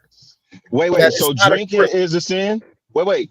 I just want to be clear. So I use Don't harp on Go that. ahead. I just use it as the Okay. basis to show that. So if you want to No, I'm just asking for clarity. Go if ahead. you want to use actual sin, malice, evil intent, that's the sin. That's the actual sin that's in Thessalonians. Well, I'm going off the. But hey, hold on. I got a response Go to ahead. that, Rilla. Now Go ahead. talking I'll about go on Christ. mute. You talking about Christ, right? True. Yes, sir. Now, didn't Christ also say that he who is without sin, he who says he is without sin, is a liar, and the truth isn't in him? Yes, he did say that. Once Right. again, Right. you're not listening to what I'm saying. No. But what I'm saying is, right? We gotta understand, like Rilla is saying, that none of us are incorruptible. We don't get to the incorruptible part until we transition into the essence. No, all right. So Right? I understand. Listen, what I'm saying. While we're in, listen, truth. You got to understand this, right? While we're living in this mortal flesh, right? The scripture teaches that we are corruptible by the flesh. And in order for us to leave that corruption, we have to die daily, right? And allow the spirit to lead and guide us daily, right? We also got to repent daily. We got to ask for forgiveness daily, right? Each and every one of us have to do that. So we can't condemn anyone from falling victim to sin, because all of us gotta judge ourselves even before we go on in front of the Lord's Supper. What did he say? He said, judge yourselves, and then you will not be judged. Then you can sit at the table with me and dine with me. In Corinthians 11th chapter, my brother. It said, judge thyself and you won't be judged? Yes, it says, judge yourself. Go read it.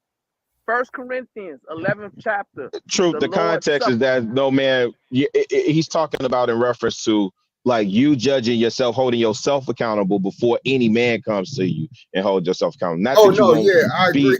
I agree on not that you won't be in judgment. So, go ahead. My bad. I'm going on mute. Right. So what happens is this is the thing.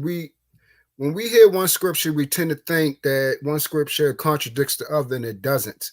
It brings into completion. So when you talk about he that has no, it says in John, a man that says he don't have no sin, he's a liar, and the truth ain't in him. That's in John. So just because you are a sinner by Adam's sin, you're fallen in a fallen state, you're born in sin and shaped in iniquity, does not give you a license to sin because Christ died on the cross. No, but it does give you grace. No, hold on. Let me finish. Let me finish. So it is for those of us, just like in Matthew 3, the beginning is repent, for the kingdom of heaven is at hand. That's what John the Baptist said before Christ even got baptized, before Christ came to him. So that's the beginning. You need to do what's called repentance. Repentance is not a repentance daily. Repentance is you giving away to your sin and turning away from that. That is a 180, my brother. It is not a 360. It is not a 360. That's number one. Number two, afterwards, it says, he that is mightier than I comes after me, whose shoes I am not worthy to bear. He will baptize you with the Holy Ghost and with fire. Okay? So number one, when you give into salvation, this is a lifestyle. This is not I can just run around here, do whatever I want to do, when I want to do it, how I want to do it. You give your life over to Christ. You either hot or you cold, not lukewarm. You cannot just constantly run around here just sinning and doing whatever you want to do. This is the reason why so many people can't stand Christians, because they like, how you going to talk about me, but you ain't no damn better. This is why people is not going to church, because they see all these people still doing the same stuff that they're doing. Why do I have to go to Jesus? Why do I have to go to Christ? I'm doing the same thing you're doing. Why I can't go to heaven? I'm just like you. But they don't understand that at the end of the day, you have to change who you are. With Christ living inside you, that's what the Holy Spirit is. When it comes to take a abode inside of you, you change, my brother. You do not be the same person. It said the old ways are done away. All things have become new. You are supposed to become a new creature. But If you truth, are the same that's a individual daily that you, process, if you brother. are the same individual that you were when you That's gave a your life to Christ, daily you process. don't have what you're saying that you had. That's a daily process, brother. I True. didn't say it And wasn't listen, daily. I didn't say it wasn't daily. I didn't say it that's True. what Let I'm wasn't me ask you a daily. saying. So question. you Cannot gotta be go careful. into you cannot willfully sin and think you're going into heaven, my brother. And I'm going to use Wait, scripture. Truth. Before and talk. I'm gonna go to Thessalonians real quick. Oh shit. I'm gonna use the word. I'm gonna So my stop all question. this talk. No.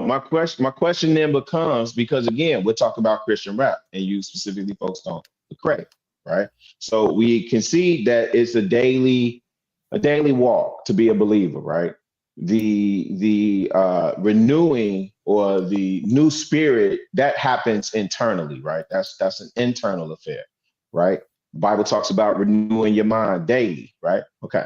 So is it your understanding that Lecrae committed some type of infraction, or any Christian rapper committed some type of infraction willfully, and that disqualifies him as a messenger of Christ? Say that one more time. Say that one more time. Okay. So I was listening to you in Brownsville, right? And so you guys started talking about what defines or qualifies a Christian. It almost seemed like you were going into what qualifies a messenger. So I wanted to bring it back to, we were talking about Christian rap, because there seems to be some contention over messages and messengers and the vehicles that these messages are delivered in, i.e. beats and trap beats and so on and so forth. So my question to you is it your understanding, or is it your assertion that Lecrae is disqualified because he committed some willful sin while he was amongst those he was supposed to be preaching to? That he consistently Yeah, so who got the Undertaker? Sharon, you mother sucker. That's not me. I'm going on mute. All right, so the Bible says my father is the one. Basically, God gives you to Christ. He calls you, and those who he put in his hand, nothing can pluck them out. No angels, no principalities, nothing can pluck you out. However, this is the caveat. For those of us that are in the faith, we have a yearning and a calling to thirst after righteousness. It says, those who thirst and hunger after righteousness shall be filled. So how does that I'm going correlate with I'm going to finish this. So with Lecrae, if you're asking me if he was originally called, and let's say he fall into sin or something like that, he fall into sin, do I think he is now no longer ordained or anointed? No. However, what I'm saying is most people think it's just a sinner's prayer that you say, a stupid prayer, and then all of a sudden you're saved. You think you don't have to repent. You think you can continue in sin your whole entire life, and you don't have to give your life to God. You can still live for the world. It says, whoever loves the world, the love of the Father is not in him. But who said This that today? is not a True. contradiction. I got it. Let him True. finish. Who said that today? So I'm gonna give you scripture right now, because all this talking is No, I'm new. asking because you So Galatians 7. Galatians said it? 7, it says, be not deceived. God is not mocked. For whatsoever a man soweth, Galatians what? so he also reap. 5 and 7. I think it's 5 and 7. Galatians 6, 7. Be 6, not 7. mocked, be not deceived. God is not mocked. For whatsoever a man soweth, that shall he also reap. 1 Corinthians 6, 9, and 11. This is for the people that think they're going to get to heaven and think you're going to sin all the way there. Do you not know that the unrighteous will not inherit the kingdom of God? Do not be deceived. Neither the immoral, nor the idolaters, nor adulterers, nor sexual perverts, nor thieves, nor the greedy, nor drunkards, nor revelers, nor robbers will inherit the kingdom of God. In such were some of you. In such were, past tense, some of you, but you were washed, you were sanctified, you were justified in the name of the Lord Jesus Christ, in the spirit of our God. That's what it said. Hey, That's word. Who was disagreeing with I who was want to jump in disagreeing real with any quick. of that? Hold on. Hold on, Sharon. Hold on. I Truth, want to jump. Truth said a lot. Truth said a lot. I'm gonna give y'all 5 more minutes, and then we're gonna move on. Truth. But go ahead. Truth. Because I enjoy the productive bill, but I need the audience to enjoy the productive bill by showing that you enjoy the productive bill. But go ahead. They don't enjoy it because they already know. Read them comments, Sharon. This is my life right here, Bruce. True. Who was disagreeing with any of that you were saying? What you saying contradicts what I just read. What did I say that contradicts what you read? When you said earlier, you said that basically a man can continue on sinning. That ain't what I said. So then what you say then, man? What I said was, see, you wasn't listening. True. Shut your ass up. True. You gotta listen. But Happy, I got you. Happy. Shut your ass up. You keep talking. Happy, I got you. You talking too much. The bottom line was this. Shut your ass up. Just use God all these damn. fucking stitches that he Shut don't your even loud fucking ass up. follow. You been That he talking. don't need to Shut live your by. ass up. All because Rilla asked Shut him a your yes or no ass fucking up. question. Shut up. Shut And up. he's a false Shut prophet. your God ass also up. said, beware Shut your of you ass motherfuckers, up. God damn motherfuckers it. like him. God damn, Rilla you talk asked too this much. nigga Shut your yes ass or up. no question. Shut This your nigga damn going ass through up. 50 fucking shit Shut that up, make damn no it. fucking sense. Hey, After he been harlot, up here shut up. talking shit. Hey, Motherfucker, you and you hear this goddamn nigga, right? demon, shut Y'all up. hear this shit? Shut up, demon. You are the fucking demon, God bitch. That's damn the it. whole point. Shut up. Truth. You gotta call it. You gotta. If you Shut see your that demon, you gotta goddamn call it by demon name. ass up. Truth. You gotta call that demon by name. Stop that, man. Break it up now. All right. Call it by name. Break it up. I call it by, you want me to call it by name? Mazakine. That's Mazakine. Hold That's your on. mama king, bitch. Because whoever birthed you is so Mazakine. lying and shit. You I the fucking called it by devil. name, Ain't no Mazakine, bro. truth in you, bitch. Ain't no truth in you, fucker. Hey, Believe that shit. hey, And why you y'all keep should take that talking? to the bank. Why Happy do you said keep so. talking, you loudmouth snook? Y'all too. Okay. I don't want to drop neither one of y'all. Okay, thank y'all. Hey, listen. That's what happens. We was productive building a little too long, god damn it. Oh, you bring up these goddamn creatures, man. Nah, nigga, cause your God damn, bitch shut yes up, or no damn question. it. Your Shut bitch dead your something on ass me. up. I Why don't you give a keep fuck, talking? bitch. Shut You up. been talking too long, bro. Shut your I've been quiet goddamn all ass up. fucking day. I You got something. quiet. Okay, Listening to your hold on. fuck shit. Shut your ass It's up. about to be a situation. Hey, hey, hey. Shout out to two. Hey. Shout out to very right with the 2 bucks. He said for the Thursday morning. Thank you. I really appreciate that.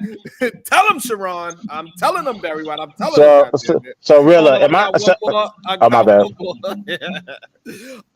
Damn, I can't even pronounce the goddamn word. Okay. Yeah, I know I can't pronounce these multiple syllable words. It says Egesis equals beware of false prophets like truth. Is what Sherry Berry has said. Shout out to Sherry Berry. So real quick. So real quick. Hey, happy. Hello. Happy. Give me 1 Salute to second. all the supporters. Shut your ass up, Okay. Harlot. Truth. I'm trying to He Jesus go Christ. talking. Well, nobody fucking talking to you, bitch. Shut up, damn it. I salute the supporters Shut if I up, want you to. Fuck goddamn you. harlot. Cause you the fucking devil, Shut nigga. up. You couldn't even answer a Mazakine. yes or no question, bitch. Mazakine, Like I shut said, up. Oh, false she meant to say prophet ass revelations. motherfucker. Okay. Mazakine, shut your ass up. All right. Go ahead, Christopher J. Go ahead. Yeah, because with what Truth was saying, I'm like, so what? And I'm about to go to church. I'm saying, hey, Pastor, homeboy on YouTube said we're not allowed to use drums in our music. We're not allowed to rap or sing at this pace because for some reason it links to the devil. Although if we go back to the Bible, where these instruments started from or how it came to be, yeah, there's history beyond what we think about right now. And for us to say that if we use this instrumental, if we use this type of instruments, that this is leading people away from God. I think someone, I think I forgot what the verse. First, I think it was real. What was it? First Corinthians 3:6-8. We are not, the gardener is not important. The person that plants the seed is not the important. The person that waters the plant is not important. The sun, aka God, is the one that matters. So no matter what I use or who I talk to or what instrument I use, the ultimate goal is to bring that person to Christ. That's where God steps in. I step back. God will reward me. God will reward me however he feels like. But the whole thing is, it's not based on me. All blessings don't go to me. It goes to Him.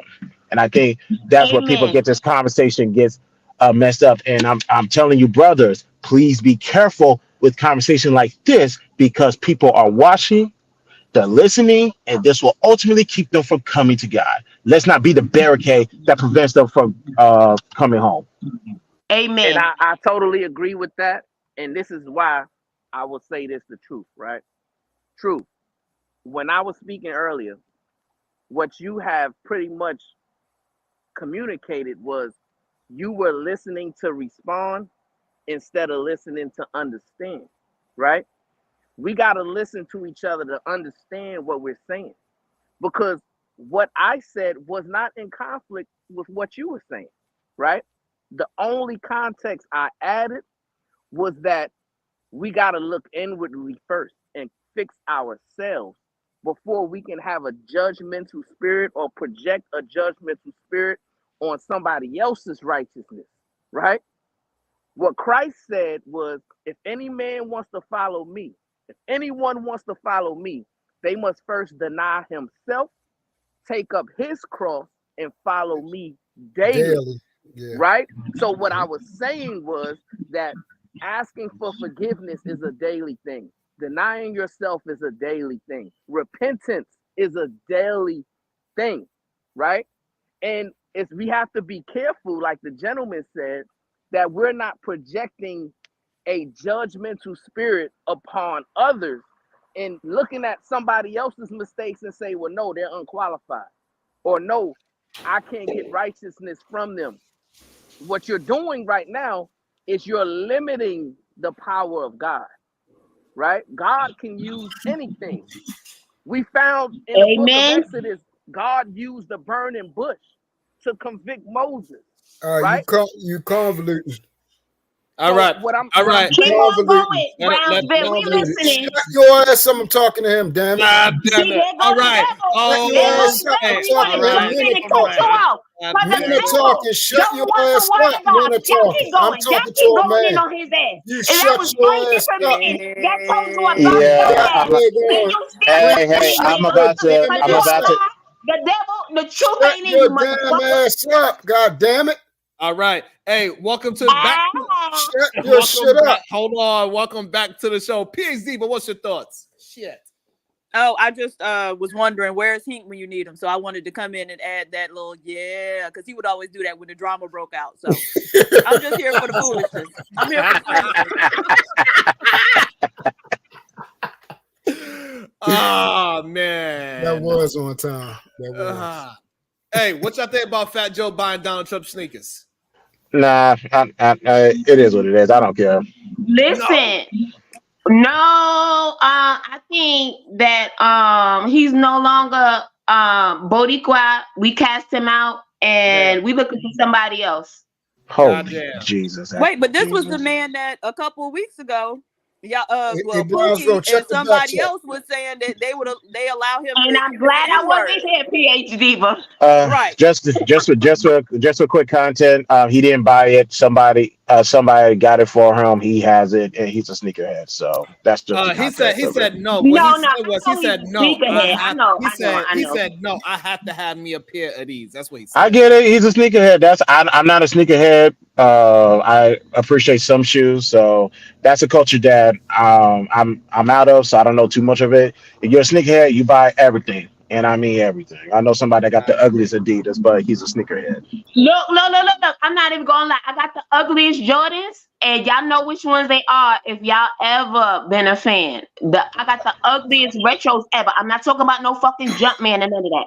I got the Any ugliest pair of retros, anything and they past the first anything pair past that ever 13 is came out ugly. in that number. So you know, Nah, the listen. 23s was okay. No, Anything but hold on though. excuse me? I was The talking 17s about is the fire, CJ. 19s though. Yeah, the 17s was fine. All Anything right. past anything All past right. 13 is 17 is garbage. fire. Stop talking Okay, about no we are not going to 17. get to. Hold on. We You know we are what, not going Man, to Shalon? get. We shut about to your fight ass now. up, Harlot. Please.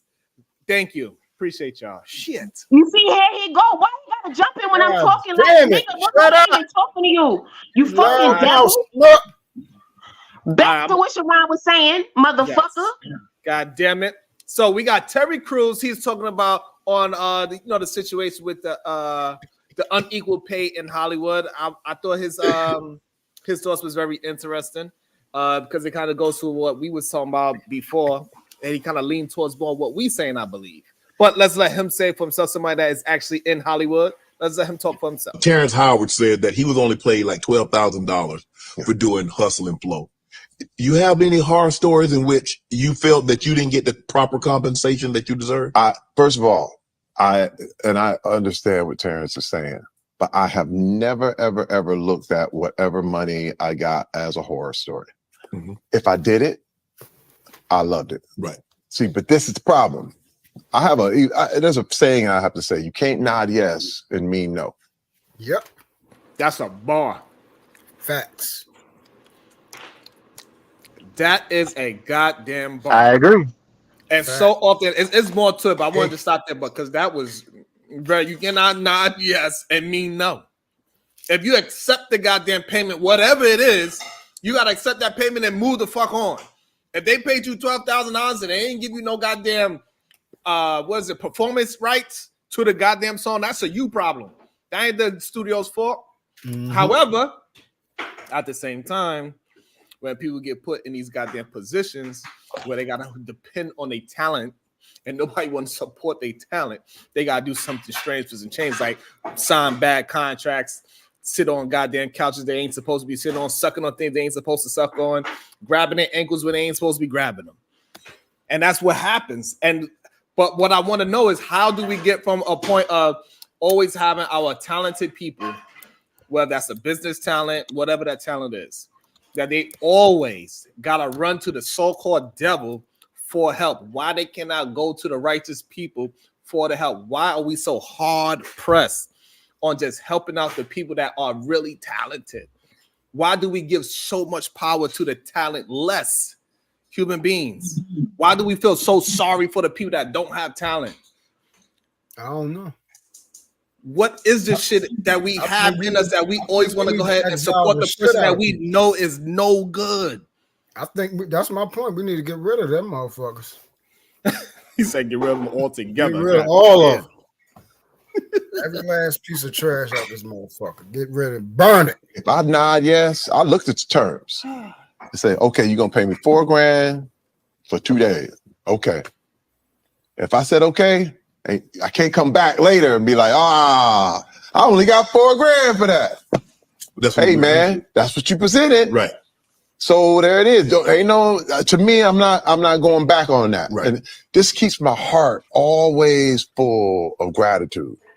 Because once I start to complain, Terrence Howard said that because once he started to complain about any of that, it starts to mess with my legacy. I didn't get nothing for training day. How about that? Wow. Talk about grinding. He didn't get nothing for training day because he believed in his talent. So he's possibly one of those people that they just stuck to it. Whatever trial and tribulations he was going through, maybe he put up enough money where he could go through it and not get paid for being an actor. But most human beings they can't do that. That's having faith in yourself right there. It is. Well, they to call a certain struggling point. actors for they call struggling actors for a reason. But let me say this on the Terrence Howard point. I didn't take Terrence Howard as complaining. I thought he was making the bigger point about how, how the game is played, and it's a dirty game with a nasty name. That was filthy how Warner Brothers did him. But Sharon, to your point, I don't know why we confuse talented actors, rappers, athletes with talented business people and business managers, right? Because you have a talent, that doesn't mean you're adept at facilitating the best rate of pay and compensation for your talent. This is why when I'm in the schools and these kids are steady talking about, you ask them what they want to be, it's going to be rapper, basketball, football. I'm talking about boys, rapper, basketball, football player. Occasionally they give you the obligatory doctor, lawyer. No, they want to be rappers, athletes, and actors, right? Because that's all they see. My point to them is those people still need accountants, lawyers, businessmen. And let me ask you this, Sharon. Do you think, and I could be, anybody can answer this, because I may be off.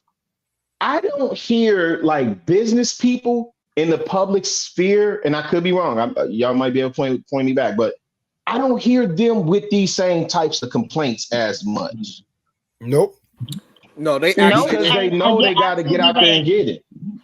They know they got to get out here and get it, and you get what you don't get what you deserve. You get what you negotiate. But I'm going on mute. Yeah, and I totally agree with you, because this is something I always said, like from when I first came on here. And I said, well, I wasn't taught business growing up. You get what I'm saying? I learned that myself as an adult. My family didn't teach me business. As much as they were doing whatever they were doing, I wasn't taught that as a child. Do you get what I'm saying?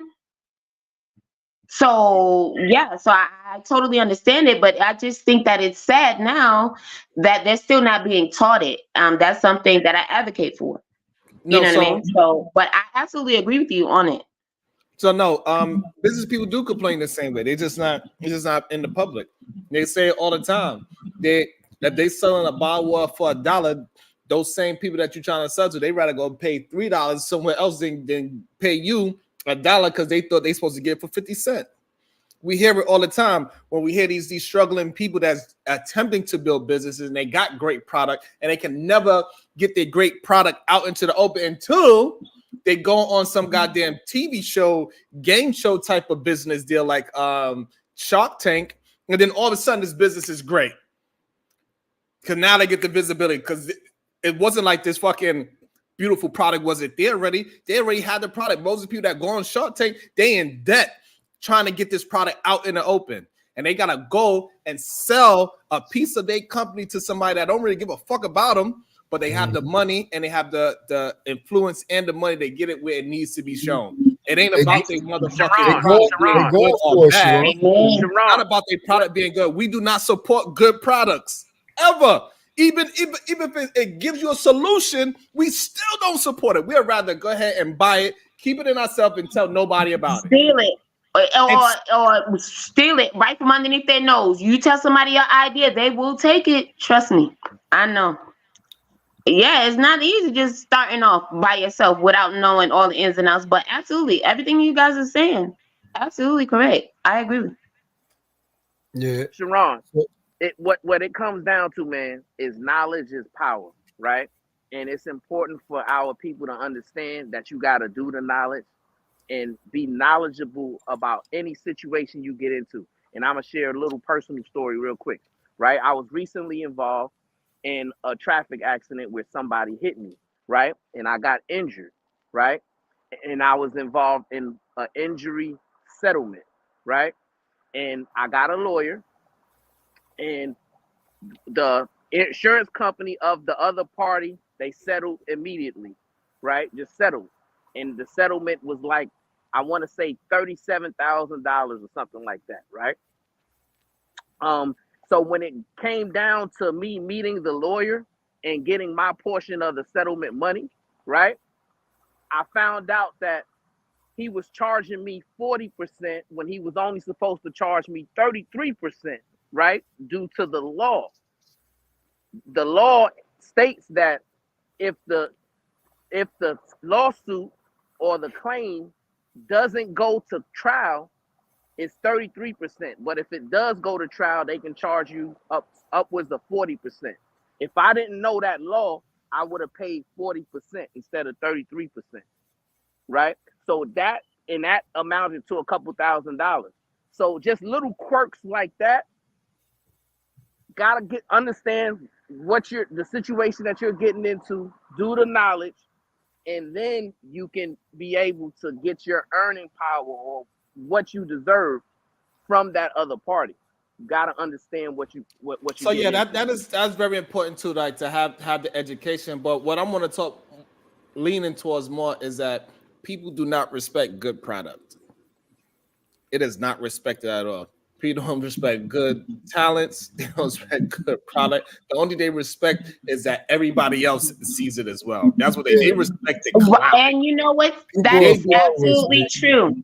Because this is where we get nepotism and all of these other things as far as it goes, like that nepotism is a part of it, is because it doesn't, because again, it's not what you know, it's who you know. Do you get what I'm saying? Because you can be the best at this, that, and the third, but unless somebody puts this stamp on it, nobody gives a crap. It was already there. It was already there, and you had the best. And they will buy the cheaper version, the version that they may have to buy 20 times over instead of the original, because it's not, and it's sad, but that's what it is. Yeah, but so how do we go about changing that and saying, hey, listen, we gotta support good product and good product only, not wait until the product becomes worldwide and then say, oh, look, I was with them from the beginning. Because that's what people mainly do, right? They're like, man, I've been rocking with them since they was in diapers. And that's what they want to get credit for. But no, fuck that. Why you not supporting it since he was diapers? Why you not saying why you didn't have all this this what's the word, energy towards the product when it wasn't famous? Yeah, it depends. It's the value system, bro. It's what we deem valuable, and sad to say, we deem everything else but each other valuable. So that's why if someone comes out with a good product, the individual itself, if someone doesn't deem that individual as valuable, they're not even going to look at the talent or the product they produce. A lot of times, we got the following system. You see everybody run, like, even, all right, let's use YouTube. We see a lot of people that produce, great content, but people flock to where everybody is going. It's too much of, followers and not enough individualism. So that's until those type of things change, the foundation and those type of aspects, it won't never change. It's going to go by word of mouth. As she said, it's about, everybody knows it's networking. You get in those top places because of who you know. You don't get in the top places because you went to college or anything like that. All the things that I've been afforded was because of either my reputation precede me or other people that I have been around, from travel and stuff like that. So are we saying, Truth, that we could never actually become successful unless we embed with people that are not of the same movement as us? If we move in productivity, we can never be able to get to this higher level unless we deal with people that's unproductive. Well, what's successful? No. What is success to you? So let's just choose an industry. I'm not agreeing to that. That's what I was saying. Because what you're saying is that, like, people are flocking to, we can just use YouTube. People are flocking to the people where the people are at, not where the great content is at.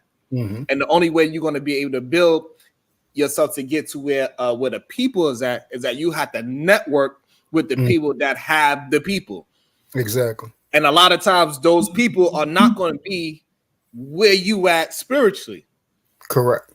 And so that means the people that are doing things spiritually, they cannot just do it and just get love just because they are doing great. They are not going to get appreciated for doing great content, but they're going to get appreciated by the network system that they have. So that means that nobody that is attempting to be productive can ever actually grow unless they have to have people that is not a part of a productivity network. We don't also a gimmick about. We don't like those with the gimmick. Decent, bro. We gravitate to everything that is horrible. We gravitated to it. It's like a moth to a fucking flame. You feel what I'm saying? So naturally, just because of our fallen state, wherever everybody's flocking to, you see it. Even if everybody's jumping off a fucking cliff, motherfuckers are going to at least go to that goddamn edge to see where everybody falling the fuck at. You hear somebody got shot. You hear somebody got shot at a club. Niggas don't say I ain't going to that goddamn club. They want to go to that fucking club. They want But to that's go to that niggas. club. So we gotta, you know, it's all about mindset. Like again, Yeah. Can I give you a perfect example? Can I step in right quick? Because I agree with him on this part, right?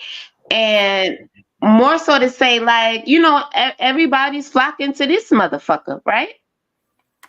I was just recently introduced to him, and I so far don't like him. He hasn't given me any reason to. And even when I tried to apologize to this motherfucker early and let him know exactly what standpoint I was coming from, and as to why I didn't jump in any time in the over an hour I had been up here on the panel without saying one word to anybody before he came at me and all that, he didn't want to accept that and all that other stuff into, but we know that already. But just even so, still, I'm still trying to figure it out. You get what I'm saying? Like, why everybody flocking to the fucking cliff? You know what I'm saying? Because I ain't going. Hell no. But perfect example. I like that. yeah. So Sharon, it's like I use me for this example. You know, I So, tell like- people all the time, it's about individualism. So you see people in these areas clicking up, right? You know, you have, you know, nations, gangs, groups, all that type of stuff. But as for me, everybody know since the time I got on here, I ain't got no group. My jersey on the front and the back says truth. And that's because I'm a stand on my beliefs, my principles, my values, and what I'm set on. I'm not riding with nobody else unless it formulates to that. People don't value individualism, they value groupie. It's foreign to them. You know, when you're a lone wolf, you have a nomadic lifestyle. You're an anomaly. You see what I'm saying? I relish in it, but a lot of people are uncomfortable with standing on an island by themselves. All right. So now, with that being said, as for the people that are creative, where do they stand in that? Because to me, what it sounds like to me that like doing the right thing and the conscious thing is damn near to no point. It's to no avail. That's what Well, I have to disagree. It doesn't give. Okay, you disagree. However, but because result- PhD Diva, I was gonna say But because PhD Diva is right here on the panel with us, right? And she's a voice of positivity, regardless of what comes at her, what has been thrown at her. I can at least speak just for the year about to be, right?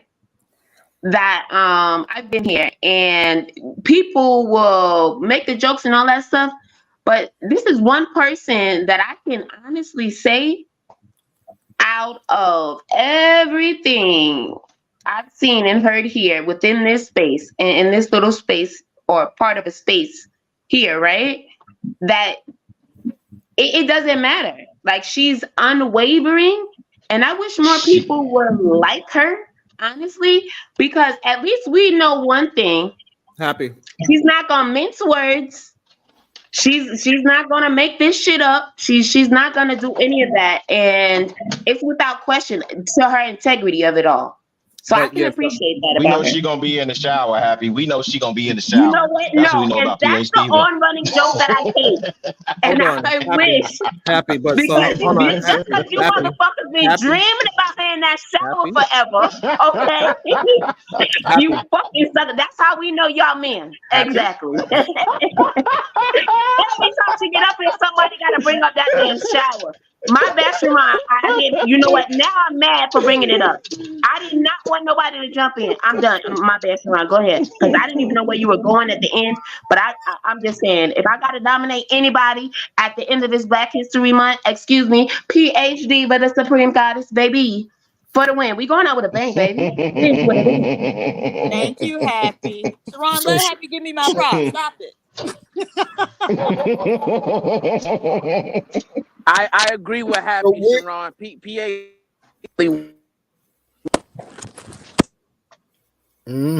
There it is. That's what happens when you agree. That's what There it happens. is every time. That's what when you agree with PSG, but that's what happens. Every time. Y'all terrible. Damn. But where was you going at, Sharon? I'm just saying, it gives people that are creative, the people that's trying to build talent and trying to build their content and survive off their own talent. It puts them in a horrible position that they know that they have to go ahead and conjugate with people that is not as talented as them, that are not in the same mental fortitude as them, and that cannot build the way how they build it. They gotta bring themselves down to a level to deal with this network to prove that they are something good, and then now everything just get all muddy. It's my only issue that I really have with it. It kind of bothers me a little bit. It makes me feel like me having this. It makes me kind of feel like having this channel is going to be. I don't know. No, that's why I was about to use you for example. So what happened? Okay, so I say like this. I know based off of the criteria and how things are promoted, in order to be successful in this space, I will never be YouTube successful. You feel what I'm saying? And you have to be okay with that. You know, some people will, like when we was talking about, this goes back to the beginning of the conversation. Are you going to compromise who you are? What profit a man if he gain the whole world and lose his soul? I'm not doing it. I'm not going. I'm going to be authentic, unapologetically myself, thorough, consistent. Everything that I've been talking, Philip, right here, he my day one. All the way back 4 years ago in the Facebook group. I've been saying the same thing since I first got in here. God, family, and being a man. And that's in that order. And as long as that's consistent, a lot of people is not going to gravitate to that. They're going to go to where it's trending, where the wave is flowing. And sad to say, that's what the promotion of the world is. The world will always promote itself versus an outlier, a person that's going against the grain. And we know those very people are the ones that usually harbor the most talent. But Truth, why would can I add something to that? limit? Hold on, Happy. Truth. Why would you limit yourself though by putting that never in there? Because when you say I will never be successful, right? You're limiting. No, I said YouTube successful, mentally. bro. Right, I understand that. Yeah. But what I'm saying is, you gotta leave as a open man the and everything. I'm possibility. very successful, but YouTube successful, no. Truth. Listen, you gotta leave open the possibility, right? Because you don't know. One day you can wake up and be very successful on YouTube. All right, I'm gonna Is that explain not to a you that. possibility? No, I'm gonna explain. But Brownsville, he's saying according to this, he said according to this space standards and what it takes to be successful according to this particular space. And then keep in mind, guys, this YouTube space is a sliver, like a tiny speck of a sliver compared to what's available out there. Yeah, and that's why I said this. But I know what you're saying, Brownsville. I'm with you.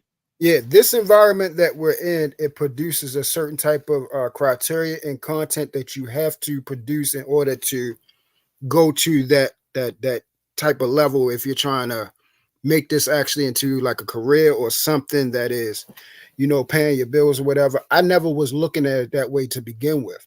However, if it goes into where it is some sort of monetary gain, that just will be an added on dividend. For me, but I will never compromise myself to appease the masses, because this is entertainment. This is just like being a basketball player, football player, musician. This is based off of the party and the audience. There's the one that feeds your pockets, versus in the real world, I feed my pockets, my hands, my work. What I do pays my bills. That's what it is. And I agree. Now, before we move on to that. So my question is this: so building something like this, is it even worth building it and putting all this time and effort and energy into building this thing? Is it worth it? Is my next question. Is it even worth it? What's I up? don't want to sound like a hypocrite, Yes, Sharon. but I would Yes. like to say the answer is yes. It is. It is definitely worth it. I've seen it do wonders for people. You get what I'm saying? I Can y'all hear me? personally, Go ahead, Rella. Let me say this for Sharon just really quick. And bro know how I give it up for him. I don't just talk with my mouth. I speak with my dollars. Number one, right? So the cash out. Well, because that's it. No, I'm saying that's important, no, right? it's I a make joke. sure I hit. Rilla, come on now. You know I know. No, I got you, keep Happy. going, No, sir. I know.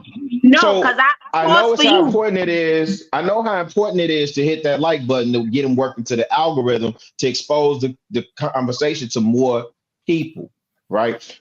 I'm on this campaign all year. The good brothers have got to speak up more. Otherwise, you're gonna keep getting drowned out by the suckers, right? So Sharon, we gotta make it. We gotta make it a safe space. Now, don't judge me on this word. This is my word of the day. PhD, but if she's still on here or in the audience, but we gotta make a safe space for sapiosexuals, and that's what you do when you do a productive build. You understand what I'm saying? All right. You gotta make it a safe space for sapiosexuals, and that's what happens when you have a productive build. The numbers will match eventually, but again, Sharon, you build in real life, right? So you first got to lay the foundation before you start putting up beams and all this other stuff. You got to make sure you lay that foundation. You laying a foundation, brother. We value you. We appreciate you. We gravitate to where we can have the honest conversations, and that's where I pop up a lot more. You don't see me over on fuckery a lot anymore. You know what I'm saying? Like, it's the time to have your fun over there and keep it moving. Yeah, but this is the year to build, brother. So we appreciate you. I started talking before. Rilla, it's my goal. Wait, sir, it's my goal because I was talking and I let Rilla go. No, I'm not, man. Wow, are you serious? No, I'm not, man. Talking No, I'm first. not. Like, No, I am absolutely not. Anyway, If you you see, I'm gave talking up about the his whistle, man, ignorant people. if you gave And you up your see, turn and to I'm glad talk y'all can for hear it another and being witness individual, once I again. do This is not the third have time to in one stream give that this man has deference to cut me you. off. I am not Just going to be to. rude for You no gave reason up. when I was talking first. You Like, gave what the up your right to Okay, Rilla. Sharon, the You answer gave is up your yes. right to Rilla. It is You worth gave it, up your right Sharon. to Rilla. I have seen You gave up your right plenty to Rilla. of Didn't you give up your right to people. Rilla? And yes, it is worth it. And at the end of the day, wait, Didn't and you now give going up back to your what right to Rilla was Rilla? touching on, Yeah, I you gave agree up your with right him. to Rilla. Absolutely, Sharon. First of all, Didn't you? Sharon, you are no, sir. You Can gave you up your stop right to talking Rilla. while I'm talking, sir? You gave up your right to Rilla, didn't you? No, I did not give You my just right said up that. to nothing because You nobody was just said talking that. to you. You just said that. You You know said, what, Sharon? I'm See, this is giving what I'm talking away about. at You Rilla. know what I think? The devil doesn't like to hear the That's truth. what it The man is. asked the question, No, and I was answering. you're the daggone. I gave the good sir, Rilla, a chance to go before me. Sir, I did not say you could go before me. It doesn't matter. You gave And it up Sharon for him, didn't say so you could then go it before goes me, in so it another does order. matter. All right? Because Sharon asked the question, You and I was gave the up first to your speak. It's my turn. goal. You gave You up know your what? I'm turn. gonna let you go, sir. You Like I've gave been up doing your all turn. day. You go ahead. You You gave up fucking your liar. turn. You gave up your turn. That's all I'm saying. No, I didn't give up You shit. gave Never up your did. turn Go to ahead. Why Rilla. you not You talking gave yet? Why up you your still talking to turn. me if I let You you go? gave up your You turn see to what I'm talking Rilla. about? Why is you You still talking to gave me, up your folks? turn But y'all to swear up and down is happy. Chicago Rilla. Ain't nothing but the devil. Go ahead, You sir. gave up your turn to Chicago Here Rilla. he go. Here he go. Good. I You gave can wait up to your the end, turn sir. to I'm Chicago patient. Rilla. I'm a very patient You gave individual. up Since you your wanted to use that turn word. to Rilla Chicago. I'm You a very gave up patient your woman. turn I to Rilla wait. Chicago. No, this is what I'm saying. Which You one is gave it? up your Does the turn devil to not want Rilla happy to speak Chicago. the facts, the truth? You Hello, gave my up opinion? Nothing? your turn Or did you to really have Rilla something to say? You didn't Chicago. have shit to say. You You're just wanted to go behind derailing Rilla Sharon's because you didn't show. have a fucking You're personal derailing Sharon's thought in your show. fucking body to give You're because you don't know derailing shit. Because Sharon's you ain't got show. shit. You're derailing You don't have Sharon's no show. fucking You're results. derailing. No,